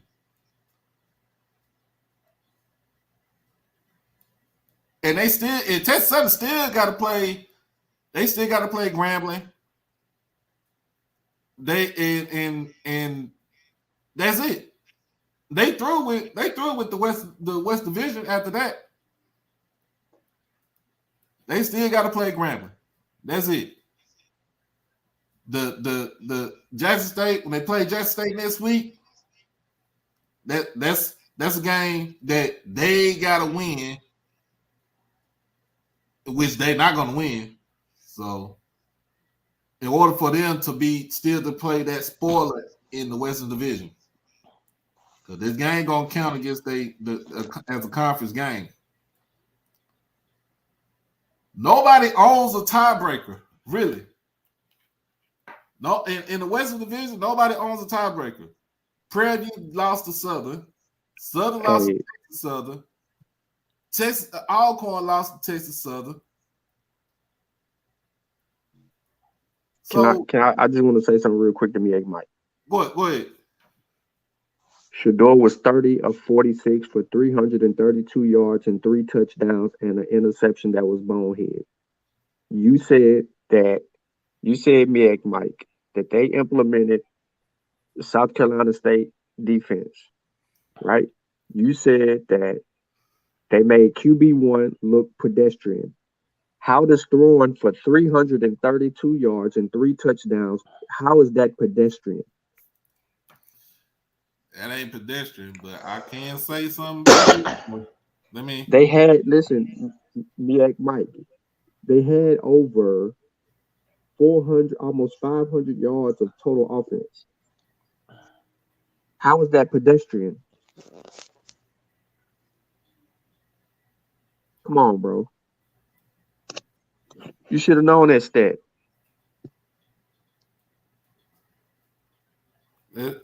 Let's talk about a stat. Corey Fields, one game he played against Bethune-Cookman. He was 6 of 16, 141, 1 touchdown, no interceptions. How many times was he sacked that game? And then two, you really Oh yeah, that was this year, wasn't it? Yeah, that game they struggled. They were still struggling offensively.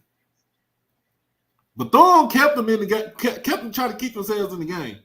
On the real, they tried to keep themselves in the game, but it got out of hand in the third quarter. Let's go to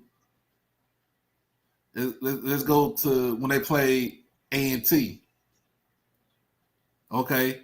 It's a little bit better stat. 26 of 49, 316, 4 touchdowns, 2 interceptions.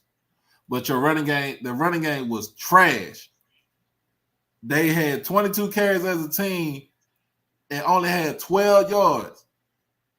0.5 yards per carry. Again, trash. All right. Let's go to the FAMU game. 17 of 48, 237, 2 touchdowns, 3 interceptions. My guy, Corey Fields, is the most inconsistent starter that I ever seen. Inconsistent to be a starter. And he has not been yanked yet. Most coaches, when they get like that, when they see stats like that from their QB, they yank their ass out. Or tell them, hey, look, Corey, you're going to sit on the bench. Don't even worry about putting your helmet on today. Don't even put your helmet. Hey, buddy, come on and get his helmet. He not going in the game. He's not going in the game today. He's not starting. Like, literally, that's what we talking about. We talk about a South Carolina State team with an inadequate quarterback. Like, who, like, my guy ain't even completed. He hasn't completed over 50% of his passes this season.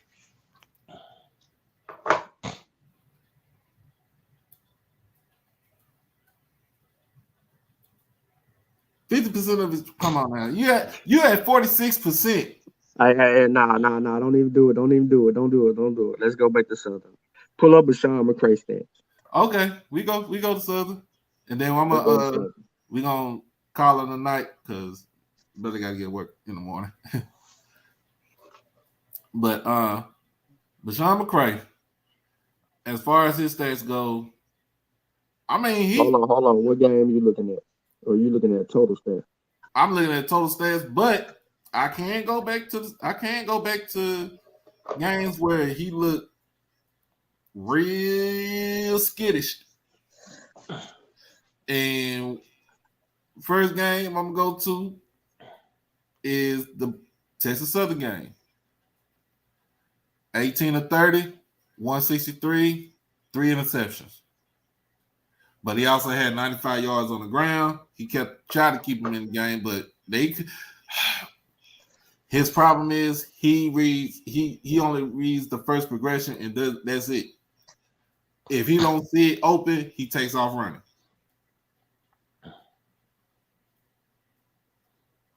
So that's what's gonna happen when they play Jackson. He sees if he don't see nobody open, he don't see the first. He don't see his first and main receiver open. He's taking off running. Okay, so I want to go back to something. LSU put 37 points on in the first quarter, 14 points in the second quarter. In the second half was a whole different story. You know, they were able to move the ball. Bashawn McCray was 9 of 16 for 61 yards and 1 interception. Bashawn McCray rushed 12 times for 47 yards. Jared Sims rushed 15 times for 79 yards. Carl Ligon rushed 7 times for 45 yards. Kendrick Grimes 8 times, 30 yards. What am I saying? The bulk of their yards would come in the second half of the game. So why am I bringing the stat line up? They had a total, right? They rushed for whatever they rushed for. They had more yards that game. They had a total of 262 total yards, 61 passing, 201 rushing. That's 262 against LSU. With the bulk of their yards coming in the second half. What I am telling you right now is remember this stat line: 262 total yards against LSU. They won't hit 200 total yards against JSU. They're not going to, because you have a team that ain't subbing in the second half. They ain't subbing. And when they do sub, it's like they didn't sub, and it's depth. It's just depth. Yeah. But Sean McCray is going to be in that 50 to 60 yards passing, bro. He gonna if they can't run the ball at all, they average 4.4 yards a play. It's over with. They will not average 4.4 yards a play. They're gonna look very pedestrian on third down, and they're gonna do a lot of punting. Now, mind you, they lost 4 fumbles. Yep. I'm saying that to say, look out for the fumbles. And LSU threw 2 interceptions. But they put up 550 yards. They put up 320 in the air, 230 on the ground. With a new starting quarterback that transferred in from Arizona State.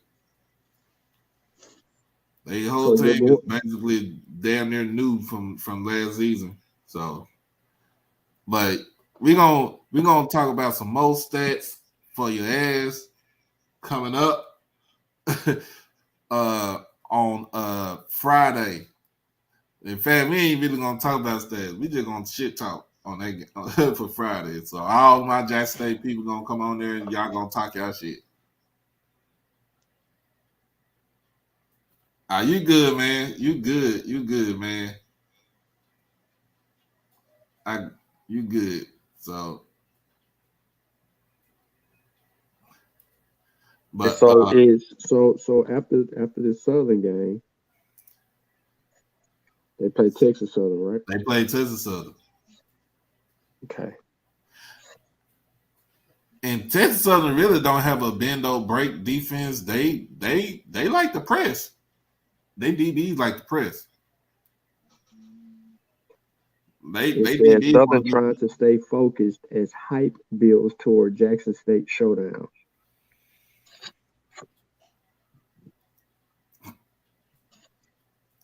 Hey, be fresh. That started Saturday night. That started Saturday after the clock hit 00 on the scoreboard. Y'all already know.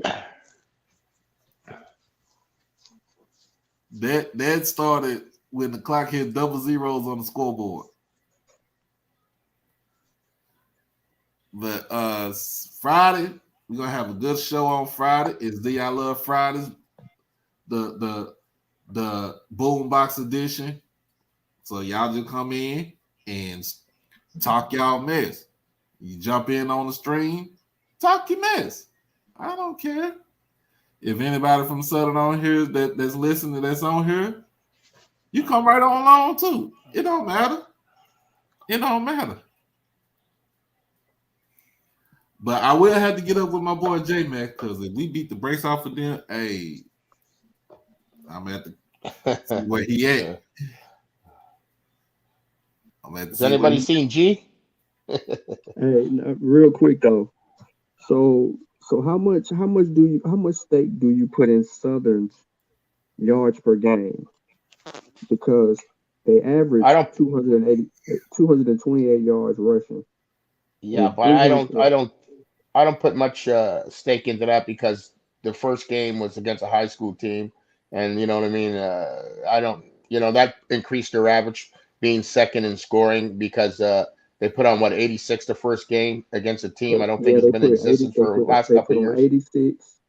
They put 59 on Arkansas Pine Bluff, 45 Yeah, on Prairie View, and and 51 not much on on Southern. And then they played Virginia Lynchburg. So put let's take. They 51 got on. Virginia Lynchburg, Arkansas Pine Bluff, and Florida Memorial. Those three games, in my opinion, and I ain't gonna include the Prairie View game. I'm gonna take them out. Those three games right there, 51, 59, and 86 points. Right? That's the bulk of their total yards. Mm-hmm. Oh, as far as rushing goes, as a team, they probably get about 80 or 90. Oh, they You won't get going over too 100 high? yards. They're not gonna get over 100 No, yards. no. Oh, you said as a team? As a team, yeah, they're not getting over 100 Yeah, yards. I see about 170 total yards. Yeah. The JSU defense is giving up how much? I think they're giving up right around something like that. As far as total yards, total defense, Yeah, it's two. I think now it's 200 and something yards and 10 points a game, and it's Shador's fumble Yeah. factors into that. The defense And if is we giving hit, up 190 yards a game, and I'm telling you, the Southern's going to come in under 190 yards a game. I don't care how they get their total yards; it's going to be that. And I don't think that they will score 10 points between that 10 and 14 point range. Now, if they score more than that, it's going to be fumble, turnover, something crazy. But if Jackson State is taking care of the football and playing Jackson State football and they're able to put together 4 good quarters, we're not going to see a lot of anything. If they score late, they just score late. yeah, But they said their defense only gives. This is what I'm saying. It says their defense is right behind Jackson State, and they only give up 18 points a game.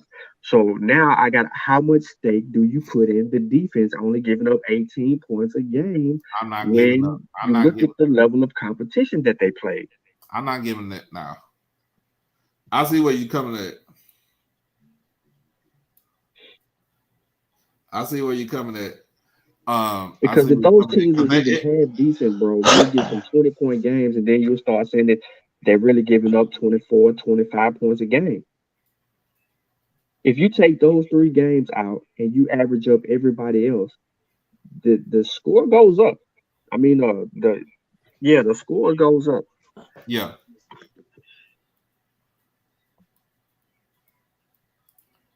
Yeah, man, but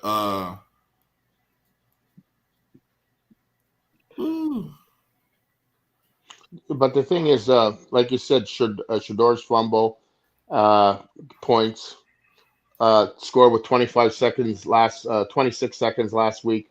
That's points that defense. I think you mentioned before, they relaxed. They were relaxing. You know what I mean? After the touchdown, they relaxed. The quarterback made a great scramble to get away.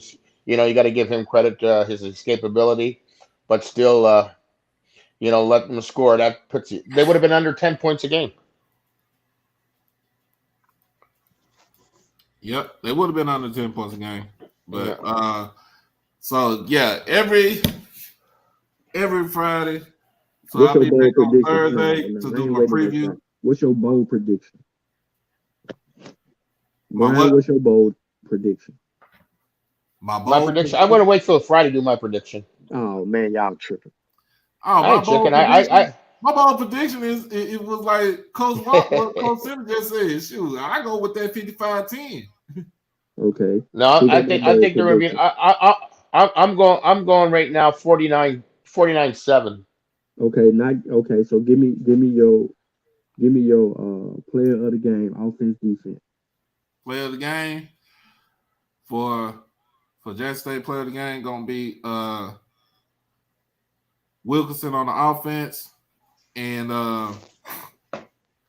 on defense, I'm gonna say Nugget. I say we're going to see Travis score a touchdown. Travis might get one-on-one, get a pick and get a TD, I don't offensive think they're TD. gonna throw the ball his way because if Bashawn McCray is rushing to throw the ball and is in that direction, he's going to throw a pick. Travis is going to pick it. He will probably pick him 3 times if he goes in his direction 3 times. I'm telling you, it's gonna be funky like that. If they're running them quick slants inside, trying to just get some momentum going, and that thing get deflected or something like that, it's gonna going be to the ugly. house. It's gonna be ugly. I see where you're And coming from now. I think we're going to have a Weidman showing. So here's my bold prediction. I predict that Travis scores offensively and defensively. Coleman scores offensively and has a big return in the punt game. And Shador throws for 350 yards, 4 TDs, and Savion rushes for 150 yards and gets 2 TDs. So what I'm basically telling y'all is that my score is around 50-something. I already know. I just really think it's gonna go apeshit. And even if it's listen, it's Gaines or Coleman that's gonna do something special. I do expect to see Weidman. The guy's got some talent. He's not gonna sit on the sideline and Deion Sanders likes him. We're going to see a rotation of receivers, and they're all going to make plays. Yeah.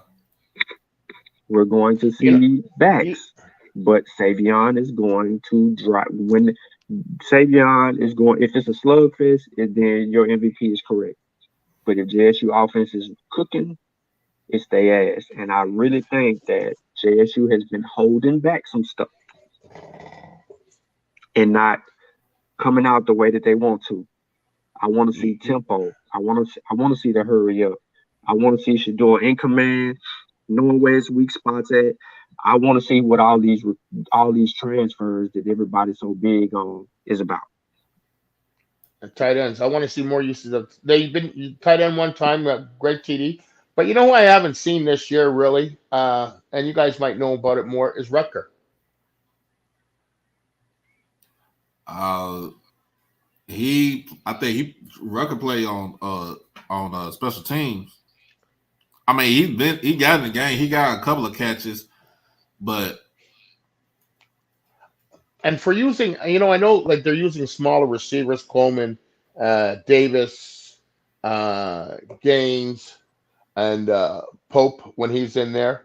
But sometimes they, if they had a rotation like you were saying before, Sean, and having Weidman on the X and the other one on the Y and the Z and to have the smaller ones in the middle of slot receivers, I think would be a little bit more productive. Better targets.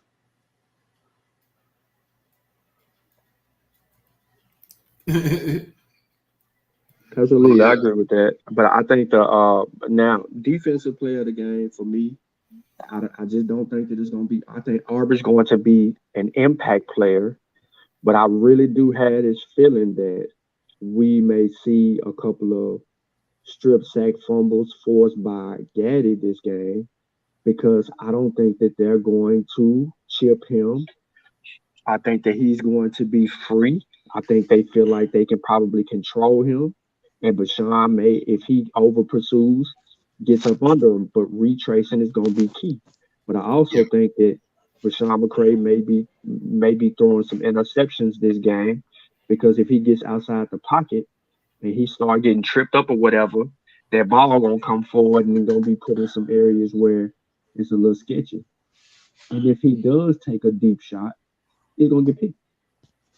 It's gonna get picked. It's either gonna be an overthrow, nobody catch it. But the game plan for Dooley this week is if you don't see something there, chuck it and run it, throw it out of bounds, get down, let's punt. Because they are really, really, really, really confident in their defense. Yeah. So the game plan would be, in that scenario, I think the game plan is stop the run and force them to pass.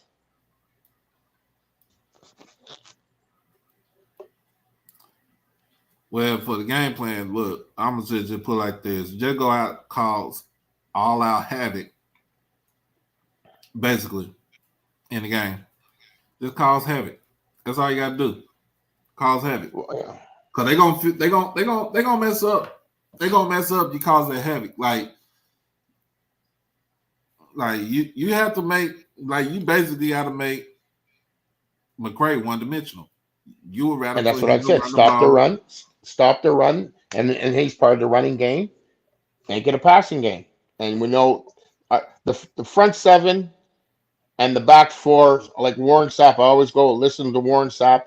Back in the day when he was on the NFL Network, and he said always the back end when it was him, and he had the linebacker was Brooks, and the back end with Lynch. You know what I mean? And they had the twin. They had Simeon Rice. The front seven was unbelievable. Chicago's defense. You know what I mean? Front, Yeah. the middle, and the back, same thing. Baltimore, we can go great defense. And, I was looking on the interview Blue did, I think, was talking to Coach Minter, and, he's still hyping up Jackson State and saying really great praise about Jackson State and about their defense, how it's the top defense in the FCS. Well, that's because he's seen. I mean, you really think about it, like it was that what he said was he was telling the truth. Like he really didn't. He didn't have to sugarcoat none of that stuff right there. He told the truth on that. So, and that's coming from a defensive player. So I mean,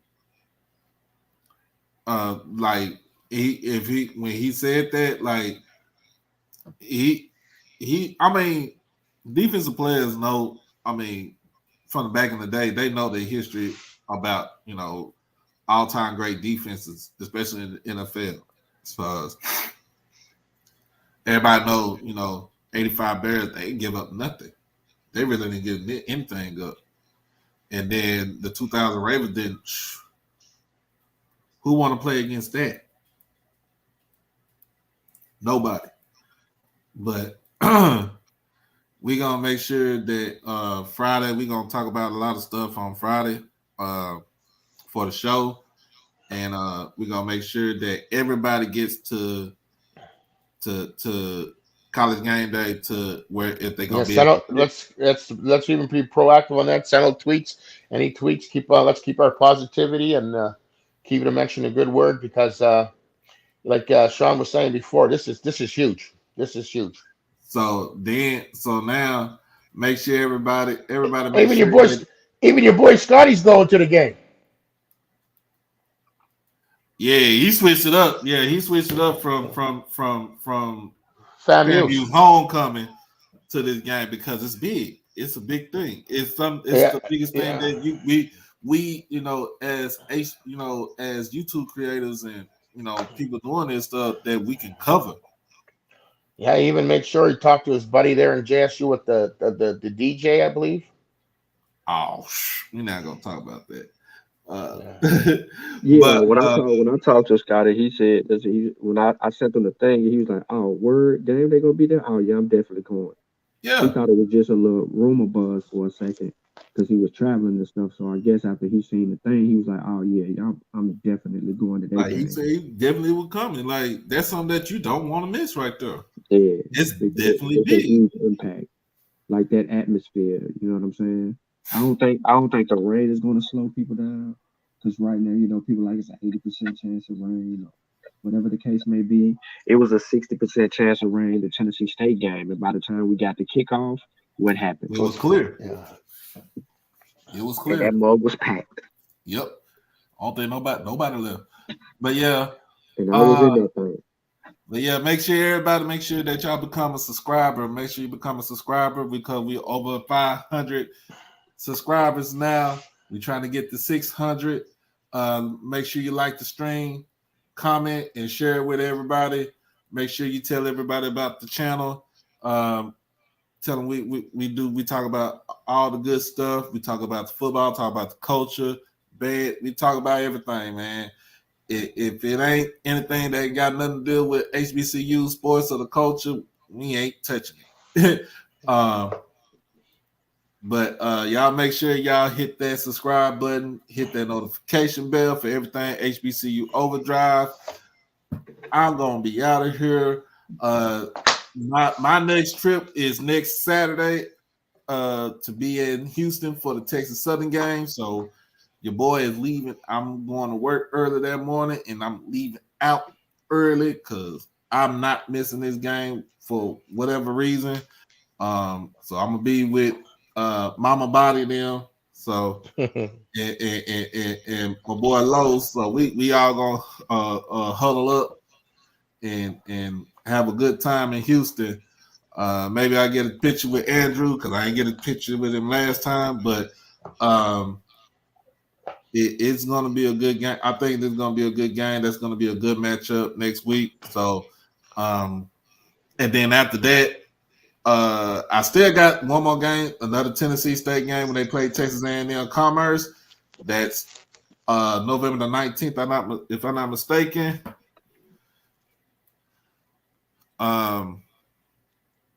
So I'll be in East Texas on that weekend, and that's the same weekend the Alcorn Jackson State game. So we'll see what's going on.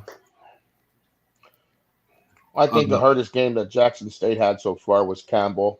I think the rest of the way, I'm not saying they're easy games. They're not easy because Jackson State does have a tendency to play down to competition. But if they can keep their intensity and be consistent, they should roll the table. True. But yeah, we all, you know what I'm saying, we gonna be back on here Friday. You good for Friday, Sean? Or you got something going on? I ain't got nothing going on. I got a bully and Frenchie Bulldog contest on Saturday. Okay. Well, Before you the know, game. Saturday's post Yeah, game. that's before You already know.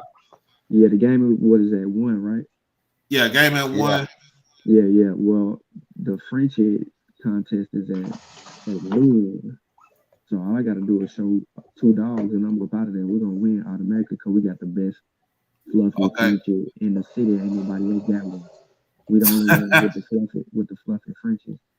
So, you know what I'm saying? Show that and walk on up out of there with the trophy. I'm back at the crib with the game on. What about you, Brian? Anything for Friday and Saturday? Well, Friday I'll be waiting to get my ish up for Friday. Saturday, I'm just getting ready to watch the game. You know, I'm on little leave right now from work because I had to get cortisone shots done in my knee, so I'm off for a couple of weeks. But other than that, I'm getting fired up and getting all the information I can on Jackson State and Southern, and keep on rolling with the show. Oh yeah, thank you, man. The quest is 600 subscribers, y'all. So I'm getting. If they want to get on the mix, help us get to 6. Yeah. So make sure y'all subscribe, dog. But it's Sean, Brian, I'm Doc Holliday. This is HBCU Tonight. I'm out of here until Thursday for Week 9 preview. Is it Week 9? Nope. It's Week 8 preview. I'm tripping. Week 8, Week 9. I don't care what week it is. It's a preview show getting ready to come on Friday. On Thursday. So y'all tune in for that. Make sure Friday you tune in for the Jackson State preview game. I Love Fridays. And then Saturday is morning pregame show. and the post game show. So post game show, I'll let y'all know what time that's gonna come. I got something to do Saturday evening after work, but other than that, I will be available. I will be available after that. So until then, y'all keep tuned in. Hit that subscribe button. Peace, love, blessings, all that good stuff. I'm out of here.